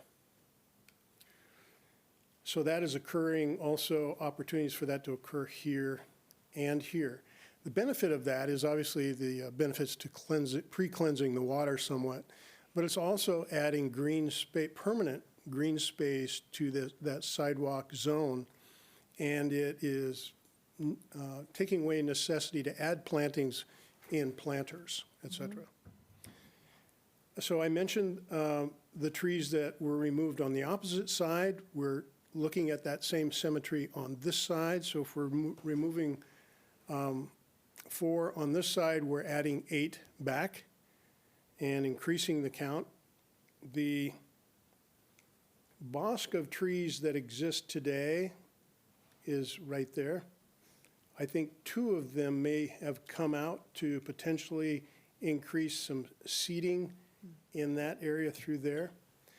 One of the things Matt mentioned was we've had comments about can we make Friendship Square larger. This plan is today, you will all recognize that there's a round traffic circle about that point. We're pushing the plaza further, sorry about that. We're pushing the plaza further to the east, to the alley. Again, we're also still maintaining a 20-foot wide free zone through the center for emergency and vehicle access through there. At the eastern edge, we're proposing that there could be some sort of a gateway structure, large enough and high enough so that a fire truck could maneuver below it. But it could also be a sculptural element as a gateway. It could hold some special lighting on it. It could have a sound system mounted or incorporated into it, because one of our concepts is that, boy, I apologize here. There we go, get the right button. One of the things we're contemplating is for a mobile stage could be located in that location. So is your concept that maybe moving to the east side may be where the entertainment is? Like now it's usually on the west side, and that may actually move to the east side. Yes, ma'am. That expansion would really work as well with the tree. They could move over to the east side. The tree, I think, a festival tree, I think, is a great idea for a downtown. I think as we drill down and look at more detail of where something like that can occur, I think it would be appropriate to have a location, or even multiple locations within Friendship Square. As you can tell, we're not to the detail level yet of placing lights through here yet, but lighting is going to be very critical to this. We're even looking at the potential for catenary lights that hang above. So a lot of detail yet to come. There are some seating areas backing some of those plantings, like seat walls. We heard a lot of people say that they feel there's a lack of seating at Friendship Square, specifically a lack of seating that would also be associated with tables for people to have lunch in the square, a takeout lunch, et cetera. I mentioned that the new University of Idaho planned gallery, which is here, the old police station, the sidewalk has been expanded there, and the parking has changed. So some of the parking has been shifted there. You can see that it's now proposed potentially as parallel and perpendicular on the opposite side, so that there could be room for rotating art on the sidewalk there in front of the gallery. You can see that there are bulbs proposed down on the end here of 4th Street. Now, the idea under this concept would be, is it possible to make this a one-way system in to the alley and exit? And in the process, potentially do some improvements to that stretch of that alley. Some ideas have been thrown around as, could it become a mural alley with the buildings, or potentially that strong connection to the University of Idaho facility and down to the co-op. That's one of the alleys that we think is could potentially be a fairly heavily pedestrian access point. One comment on the green spaces for cleaning water. Is that involving perennial plants, shrubs, things like that would be relatively low maintenance on the part of city staff, David Schott? Because when we start putting things like that in, it incurs cost to the city to maintain that and keep them looking nice, as opposed to turning it into a weed garden like some of the stormwater detention areas have become in town. It is a very specialized plant selection, because there's the potential that those plants can be inundated with water, so they have to be able to survive that condition. It will take some maintenance. It would not be maintenance-free. There's no question about that. But the plantings that we would propose to be used in there would be more simple type plantings, not necessarily ornamentals, but maybe more ornamental grasses and things like that, that might take a once-a-year pruning and removal. David, you correct me if I'm wrong on those. So types. maybe lean towards some of our local natives to a certain extent. If those natives could sustain the inundation and the flooding, absolutely. I have a couple questions. Yeah. So I'm wondering if anyone knows, so I know we're talking about shifting parking and there might be some parking lots, et cetera, but didn't we gain some because the police are no longer at that location? So now we have increased downtown parking. Does anyone know how many spots? We do, and Matt's going to cover that for you here in just about Perfect. Okay, 2 and then I minutes. have one more But question. So I'm curious about the kind of concept design that has what feels like kind of two separate little spots here, because you have the kind of enclosure and just what the kind of pros, cons of doing that are, especially knowing there might be a stage there. again, under this concept, any location within that east side, we were looking at more of a mobile stage that could be moved in, whether almost a trailer where the side would open up. And it could be placed in multiple locations, but in this case, we felt that it might be appropriate here, using that overhead structure to allow for lighting and sound. We've explored concepts where it might be placed against the building in this location. We do have a fire escape that comes off of the building in that location that makes it a little bit challenging. But we are trying to maintain the central space as a more of an open, free area for gathering or congregation if there were to be any kind of a performance or something like that. I mentioned that there are some potential for some permanent seat walls backing some of those planters, but again, we feel this site needs a little bit of addition of some of the table and chairs that potentially could be movable and may be preferable to be movable and mobile. Yeah, I like it. I appreciate that because I just think, okay, if you had a really big crowd, then you end up maybe with two kind of little bubbles of people and then people spilling out through the middle. So yeah, the seating seems really important, but I was curious about that concept design. Again, pavements on the side pavement patterning and stuff may shift a little bit, almost a little bit more formal than what we show on that other side that accommodates some of the children's uses. And you are very perceptive in the parking that you're seeing here. I believe that there is a slight increase, but Matt will give you some ideas on parking overall, and I'll turn that over to him right now, unless there's any other questions I can answer here. This is a kind of a techno question, but having the stage set up there, does this plan incorporate thoughts about provision of power, both to the stage area and potentially up and down the rest of Main Street to accommodate some of the vendors at Farmers Market who've been asking for it? Yes, it does. Oh, well, that's an easy answer. Thank you. I've got one more question that maybe before we switch gears. So all the way back with talking about like the First Street entrance and the other side. So I was recently able to watch some of the wind turbines go through, and so I'm wondering if we've also been talking to ITD as a stakeholder with some of those entry point things. I worry a little bit. The wind turbines that were coming up from Lewiston were like 180 feet long, and they moved overnight, so it wasn't a huge deal, but I want to be mindful. I don't want to fall in love with an idea for an entry point on either end that eventually the ITD says we don't want to have that kind of improvement. So we've been talking to them with kind of the overlap with where their jurisdiction lands. Is that a Cody question, everybody question? I don't know, sorry. I'm happy to answer that. We have. Okay. Yeah, they're a stakeholder, and so we have had conversations with them. I will say, though, we're not proposing any changes to the highway geometry.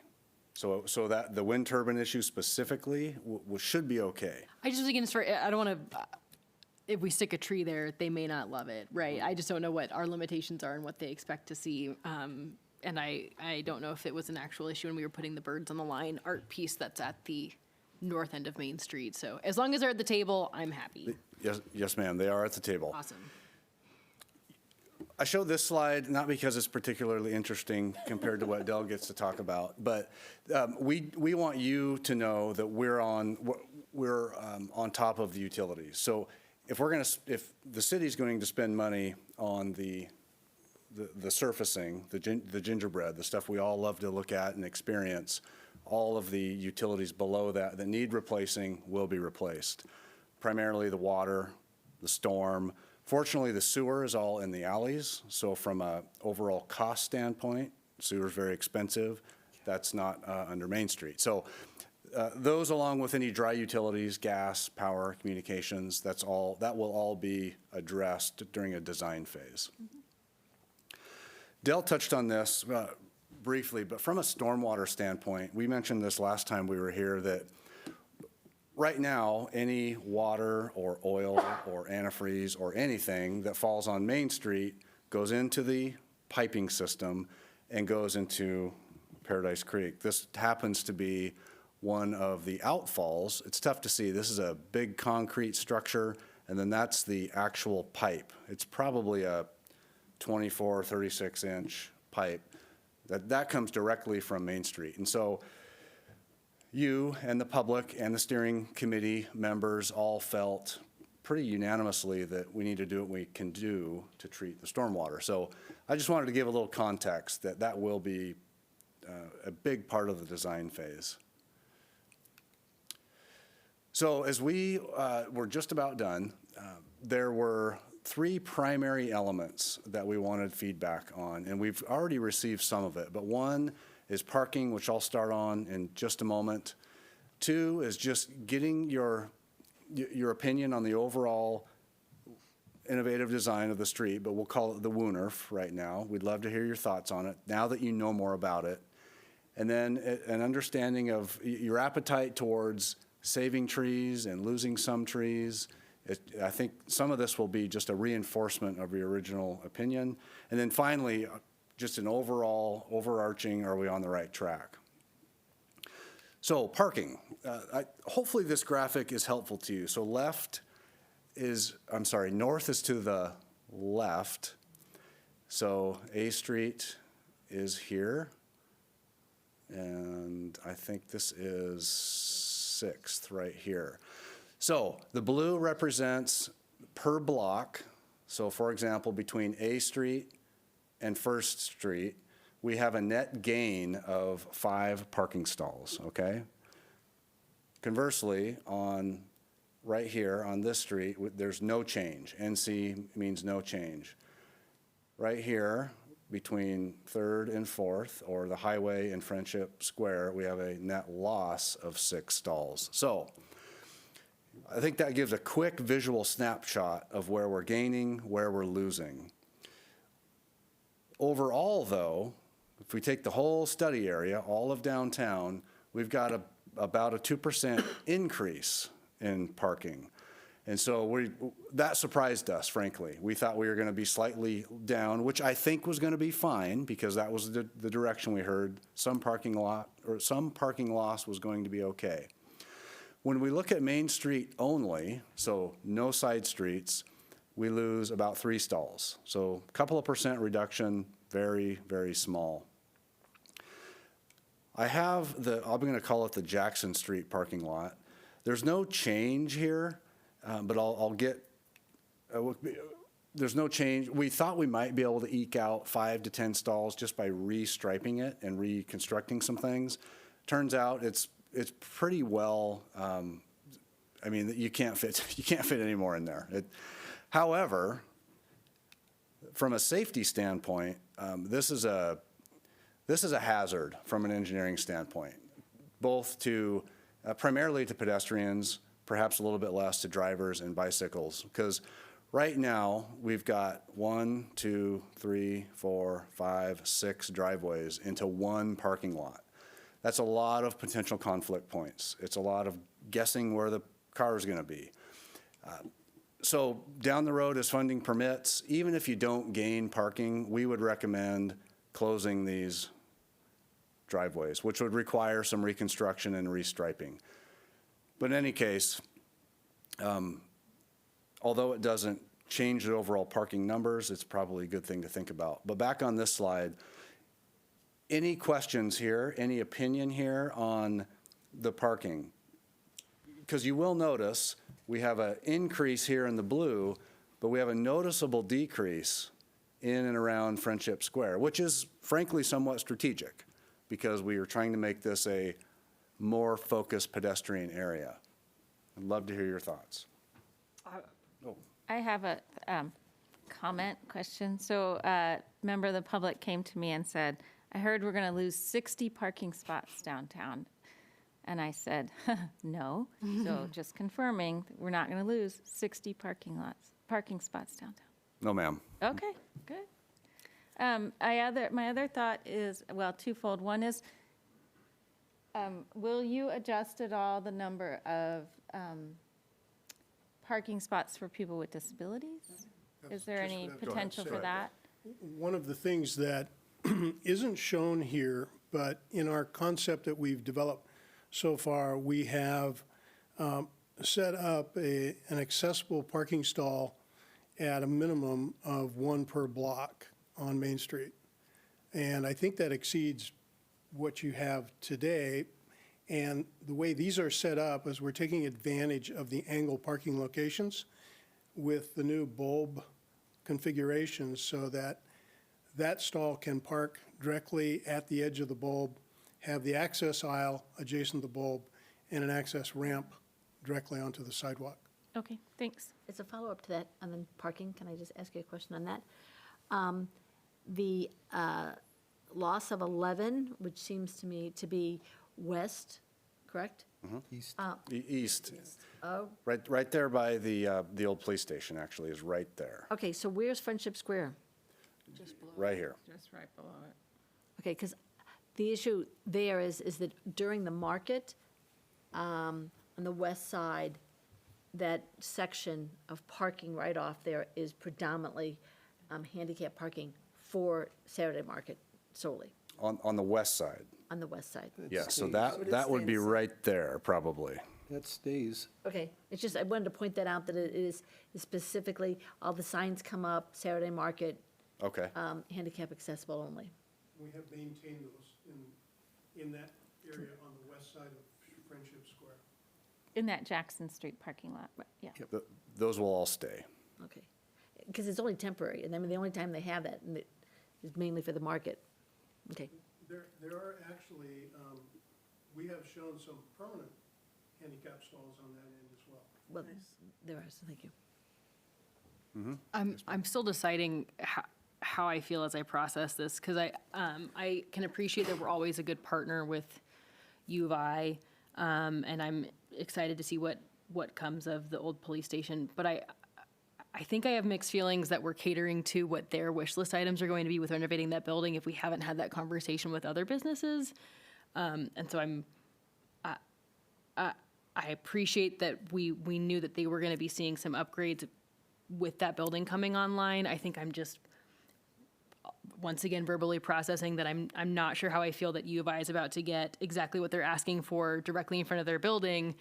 And that may not be the case if we're not getting that same direct feedback from our businesses. So I guess I'm curious, in relation to parking with specific stakeholder conversations with your like the DBA and things like that, what have you heard? Are you able to share some kind of business community specifics for what you're hearing for Main Street? I don't think from a specific business, no. But I think that's a great point. We probably do need to reach out specifically to the U of I in that particular location. I can only speak to what we're hearing in generalities. Okay. Both from this group, from the stakeholders, and from the public. We purposely didn't try to harvest a specific percentage of parking that you'd be okay losing. Mainly, it was generally, are you okay with this idea, as long as it didn't get out of hand? And I guess to further clarify, I've got mixed feelings if U of I is about to get exactly what they want in their sidewalk expectations for their one block of frontage, if that same one-on-one conversation isn't going to happen for everyone else along Main Street. You know what I'm saying? Yep, fair enough. And let me clarify, this is not something that the U of I has asked for. This is something that we came up with as something to consider. They're losing a lot. I want to say, I love it. I'm so excited. Like, I love the updates to downtown. I love the purposeful design of where pedestrians are going and how kids move through that space and the stormwater. And so, I just think that it's really important that we keep an open mind, and change is hard, especially maybe for people who really love their downtown. But I think we'll have to endure some of that grousing, and it won't be the same, but I think, it'll really modernize that area and be fantastic. I'm really excited about it. So I was at the first public showing, and it was funny because when I was in the parking section, we came in and we were like, oh no, this is, we don't need that many parking. And that's like the group right in front of us had said, we need a lot more parking. And so I think that you've done an amazingly good job of kind of finding the happy spot, how's that for that, for the parking. And kind of putting it where it needs to be and making accessibility an issue. And so, thank you. But it was really funny. It was like, I like it, I don't. Yeah. And you've just made it happen. Well, thank you. That's nice to hear. Yeah, I really do like the concept design, and I like the movement and the viability of downtown. One thing I know, and I'm not against this at all, but I do think, I see that it's like the +6 parking there and the +6 parking there. We're still gonna have to do some really nice marketing because that seems like a long ways away for people. And I know that all of a sudden it's like, no, it's not, and I get that, but I'm not gonna show someone a study and have them believe me. So I think we'll have to really do some promotion on that. It's like you're gaining, but it's like, I'm not gaining anything, I still have to walk a really long way. So there's that. Then the other thing too, looking at how the street does narrow, and to kind of go back with the tree question about our festival tree, are we still able to have a parade downtown?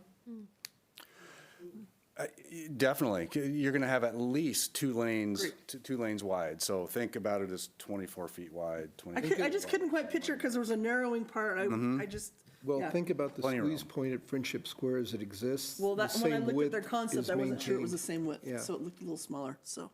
Plenty of room. Perfect. Plenty of room. Great. So you mentioned the concept of trees. I just want to say, I think having big trees and little trees is a great idea so that you can actually, anyways, I just like that visually, and having trees that flower and they're not so tall, they don't mess up the sidewalk as much.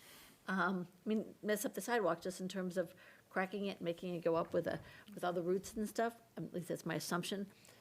And maybe a Adam Tree is diversity of looking at it. species. So I like the idea of shorter trees as well as being bordered with larger trees. Gina? I really appreciate, I'm the business one. I like the support of the businesses. I like how the movement is both exciting, like Julia said, but then also it kind of is, it encourages you to linger and to find a place to sit and to enjoy things. And then all of a sudden, well, geez, I need to go get some ice cream, and then I got to go do this. And I appreciate that because it really encourages this relaxing, slowed down, commerce supporting thing. And if you can convince everybody to do roof gardens to help with the stormwater and that kind of thing, do it, man. I love these things. I really, really think it's very important to have those kind of moments of not education with big E, but education with little e. That shows us, okay, this is what we got to do, take care of the planet, that sort of thing. And you like the trees. And of course, I like the trees, and big ones and little ones, and not all the same kind. Good God, not all I've the got same. one last Thank you. thing for the parking conversation. So I used to live in the McConnell building over where where we got the 6, the 3, and the 3. And I realized I'm happy to see the increase over there on that, is that First, that's not First Street, that is First Street, First and not A. Here's First. Yep. And, but I do want to point out, we may have some very frustrated downtown residents between the Moscow Manor and the McConnell building, because that's the only street that you can park on overnight without a city permit. And so I'm just envisioning what that looks like to shift some of that daily traffic to seeing more consistent parking on, business parking on First Street. So I'm doing that to speak up for my former buddies at those buildings, because it can be gnarly already as is. Well, that's kind of more of a city issue. What do we decide to do with the spaces after they exist? I'm putting it on record. I'm not advocating for us to change how it's structured. Change is hard, and I will see what the education conversation looks like. But it'll be interesting to see how the people shift if these numbers are implemented as such, so. One comment from me in here has to do with the color palette, in this being a university town. Straying too far into blue and orange or crimson and gray may not be the best. Yeah. Agreed, yes. I would sooner stray into crimson and gray than that other combination. You got This should never be a Moscow's red and black. Yeah, Well, it's just ugly, but. exactly. I agree. Any other comments on the parking? Okay. So we also want to get your opinion on the WUNRF. We've talked about it quite a bit now. Before we ask whether you like them, don't like them, understand that they can come in many forms, okay? So generally speaking, though, the theory that we're trying to convey is we're ramping up the acceptability of pedestrians being kind of the primary element in a particular area, whereas the vehicles maybe don't take a back seat, but they don't rule the road, right? And so the WUNRF, you might dislike something about it, but that's what we'd love to hear, because we have a lot of flexibility in how these can roll out, and it's town dependent, and it depends on the constraints that we're dealt with. So. Opinions? Where are we at with how we feel about this? I really like it, and I think when I look at the parking configuration, I think Sandra's right that people who have to park a block or two off might be annoyed by that, but I feel like the direction that that's moving in is in this one, where we're creating a more pedestrian-friendly section of town that is already pedestrian-heavy, and I think that's really a great way to go. Great. Lots of nodding heads. Okay. I like the idea, but I also see the concerns that some people have had about bikes in that, really, that corridor between 6th Street and 3rd Street. And you guys do the design, but my thought is if we try to purposefully put bike parking on the edges of those areas instead of right in the center, we'll kind of get people to park or walk their bikes in that center area where people are just walking right out of a business and there's a cyclist going pretty fast down the street. So Okay. I like the concept, but I just know that there's been some bike and kind of like customer conflict as people come out of those restaurants and. So in the WUNRF concept, the bikes would still be, in this case, in the travel way where the vehicles are. Oh, they'd be in the street. Okay, Right, sorry. right. There'd be sharrows out on the street. Mhm. Yep. Mine. Any other comments here? Your Honor? Yeah, Bill. Just kind of, I guess, one observation in this. It's kind of not a WUNRF in its classic sense because we have dedicated pedestrian ways and marked crosswalks, and so it's not really necessarily. I view this as more of that festival street that is more accommodating to those types of events without having that curb line that interrupts that surface. But we're not going to necessarily be encouraging people to walk down the middle street while the street's open. Correct. As you would in a more shared space. So vehicles will have, the right-of-way and the roadway. When the roadway's open, we'll have the sidewalks for pedestrians to use.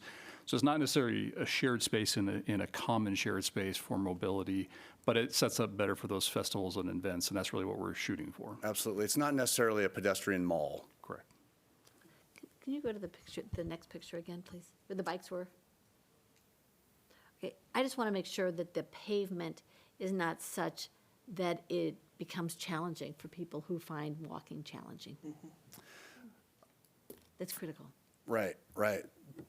To reinforce Bill's point, we envision the vehicle travelway it'll probably remain asphalt because it does two things. It's one, it's more economical, and two, it further defines where there's still, again, Bill's point, there's still vehicles traveling, right, and pedestrians need to use their heads when they're crossing the street. So it might look perhaps most similar to perhaps this one and this one. Did that answer the question? Oh, it does. It was just the bike is the one that just threw me over and thought, it looks too cobblestone to me, and Oh, it's not gonna right. work. Good That's it. point. I just sat there and thought, that cannot happen. Yeah, I think your street department would run us out of town. Okay, any other comments on that? Okay. All right, the tree discussion. I think Dell's going to lead us through this. Oh, So I mentioned to you earlier that some of the trees are being looked at to be removed, and specifically at Friendship Square, those 4 trees I mentioned here, 4 trees here, there's a couple in here that we may shift around. There's a nice bosque of trees on that east side that we think is, the majority of it would be nice to save. A couple of them that we feel we might be able to remove. And again, what I don't show on this slide, I'm showing you only the trees right now that we think we're taking out. What I'm not showing is how many trees we think we may be able to add. So at specifically, let's say, this is 3rd, correct? Yep. It doesn't go down to 5th. But some of these bulbs, for instance, here and here, there will be enough space there to actually add trees. Those trees we're envisioning would be of that smaller variety tree, more colorful trees, et cetera. So here I think, do we have a count on that, Matt? I think it's, there's about 16 or 17 trees. 20 trees? There's about 20 here that are being looked at to be removed. But as I mentioned before, in the location there where we're taking out 4, we're putting 8 back.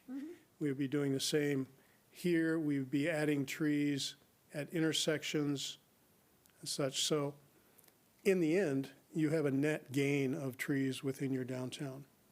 Within the broader perspective of the entire streetscape, are we looking at trees, some of which are not doing particularly well at the moment, of removing and replacing some of those as part of this project?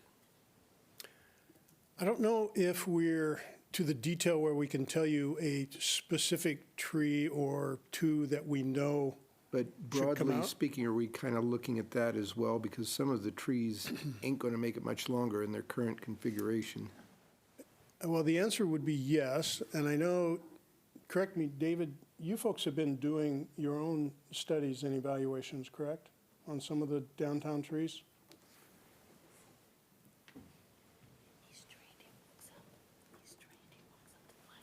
Mayor Betke, that's a great question. We've got an inventory of the trees, but we haven't done any real in-depth studies other than general observations on the downtown trees.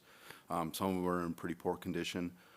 In generalities, we've got a pretty consistent stand of the same type of tree, same age class of trees, and so there are some challenges. Yeah. Thank you, David. I can tell you that one of the things that we will be looking at is that the nature of the honey locust as it ages and the way it has, some of these trees have been pruned over time are not the most flattering to that tree. We'll be looking at some of those trees and making a recommendation that we could replace a tree or 2 just under that condition. The other place we're going to be looking at is where there is very evident curb or sidewalk damage from certain trees. One of the things we don't want to do is maintain the tree simply for the sake of maintaining that tree, invest lots of money with new pavements and such, and have that tree break the new pavement the same way it's breaking the existing pavement. So we will be looking at specific trees for that condition, and if we feel that genuinely you would probably be facing that same condition, our recommendation would be, let's replace that tree with a new planted condition and a new tree. Good.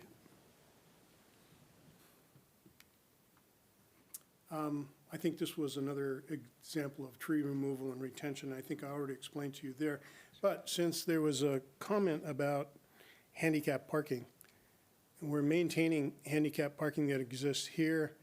We're adding one. We're shifting, actually, I think there's 3 here. We're leaving 2. We're shifting one to there. We're adding one right in front of the restroom in that location as well.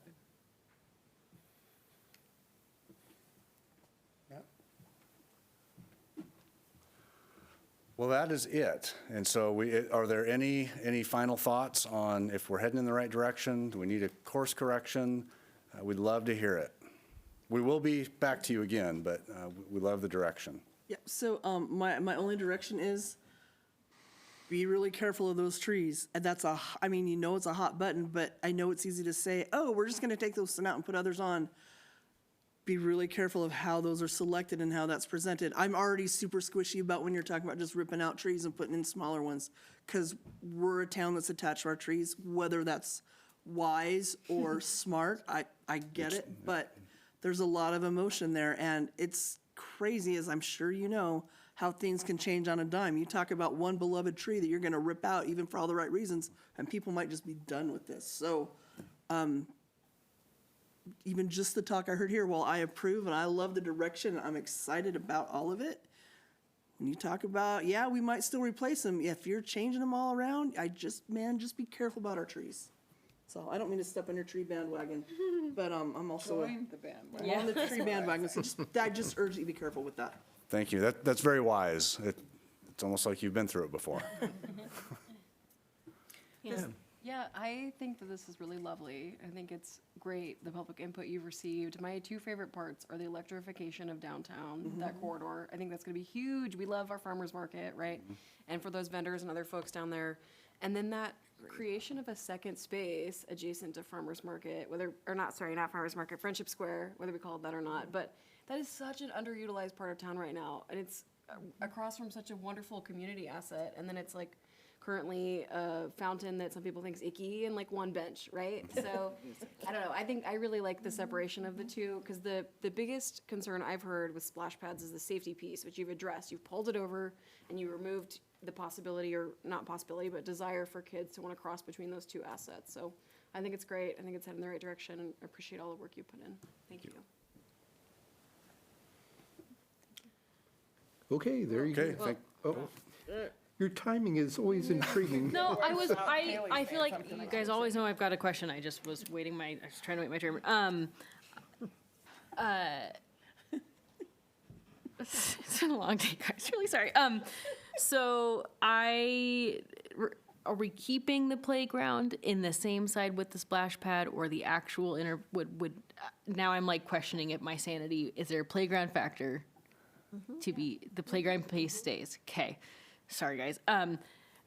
I'm not totally sold on the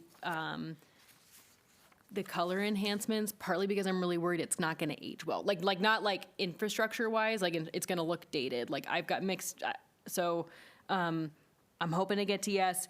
I also am wondering, I'm surprised if the team all came to like a single design standard. Maybe it's because I watched the Pullman conversation happen when they were doing their downtown master plan, which was much bigger of a scope and kind of what it all could be. I'm actually kind of surprised to not kind of see like an option A and an option B and be able to kind of mix and match some of the elements. So I'm wondering if there's things that didn't make the cut here or things that will come up later. So I'm excited to hear the next iteration. I'm obviously a more is more person based on the amount of words that come out of my mouth, so that works great. The last thing, pie in the sky, heated sidewalks. Plausible, implausible, financially insane. Have we looked at it? Bill. We have looked at it. In fact, we looked at it on a project here off of A Street. I'm drawing. Is it the Line new one. Street? Line Street? Oh, Line Circle with the, Circle yeah. Drive Circle cul-de-sac. Drive. We were going to heat that cul-de-sac. And I don't recall if it got in there or did not get in there. Due to expense, we did remove that from the project. You did, okay. Which it's doing fine. I used to live right off of that cul-de-sac, so it's okay. But, is Yes, it just is it an insane price tag? My understanding and my recollection, it is pretty expensive, especially for an entire length of Main Street. Fair enough. I just figured we're already talking about getting all the sidewalks. I might as well ask the question so that when someone asks me why we didn't heat our sidewalks, I have the answer. So Let me go back to one thing. The Yeah. playground, I think the honest answer is, I don't know if the current structure will stay in And that's the okay if that current one doesn't, but- location. So, or if it'll be a new structure. We just don't know yet. I appreciate that our fountain stops running, or it maybe is already cleaned out. I can't remember what our seasonality is. I appreciate that we get some shoulder season time with a play structure complementing a water feature. So that would be my hope, is that we could find a happy medium between a water feature and also a play structure. Yeah, that's a great point. Love it. That's my brain dump. Thanks, I'm guys. hoping for a new play structure. But anyways, go for that. Just because it's something new, everything's new. Yeah. Get some new design. So very quickly, I'm sorry, I interrupted you. No? You're good. Next steps, public meeting. We'll see you all there tomorrow night. After that, we'll go back and we'll be working with staff on funding and budgets and staging, that type of thing. That conversation's going to start happening. We'll have our final steering committee meeting early November, and then we'll be back here before you know it, December 5th, with a near final or final product. Great, thanks. So thank you so much for your time. Very good. Thanks. Appreciate that. Well, what do you think? Should we hold reports for next time? Or since there's technically an They have it all action written down item, here. does Lori need us to accept the report or anything? No, Yeah, we no. need to write we need to do reports. Oh, we have a limerick. I just wanted to clarify that since it lists action item, that we got Lori what she needs. Okay. So, okay, so everybody Start with her. yelled about, well, if we Can it keep hold till the, next time? Can it hold? We can hold till next month? yeah, Wrote a limerick. okay, go. Okay. This takes me a long Nantucket? time. It's really bad. No, not Ready? Nantucket. On Tuesday, I went to Pink Tea, attended by All Good Society. We all did our best to raise money for breasts and support all the ladies in need. Oh, very good. Okay, you ready? Bravo. I got another one. Oh, Sally. Because I couldn't fit it all in. On Thursday, I filled in for Maureen and attended Transportation Committee, but lack of a quorum kept us from our forum, so next month they will tackle the streets. Nice. Bravo. Nicely done. I was feeling pressure that you guys were upset that I hadn't written Yes. any more limerick. Exactly that. Gauntlet's been through. But we like it. Okay, the rest of us can hang on, I think. Yeah. Okay. I think we should end Shall- on that. and Okay, adjourn. there's a motion, Second, third. seconded, All like and that now. all in favor? Aye. Aye. know, I There you go. That was it, his first We're time. adjourned. Thank you all. That was delightful. I'm usually the one to do All reports, my stuff but I organized and laid out. had to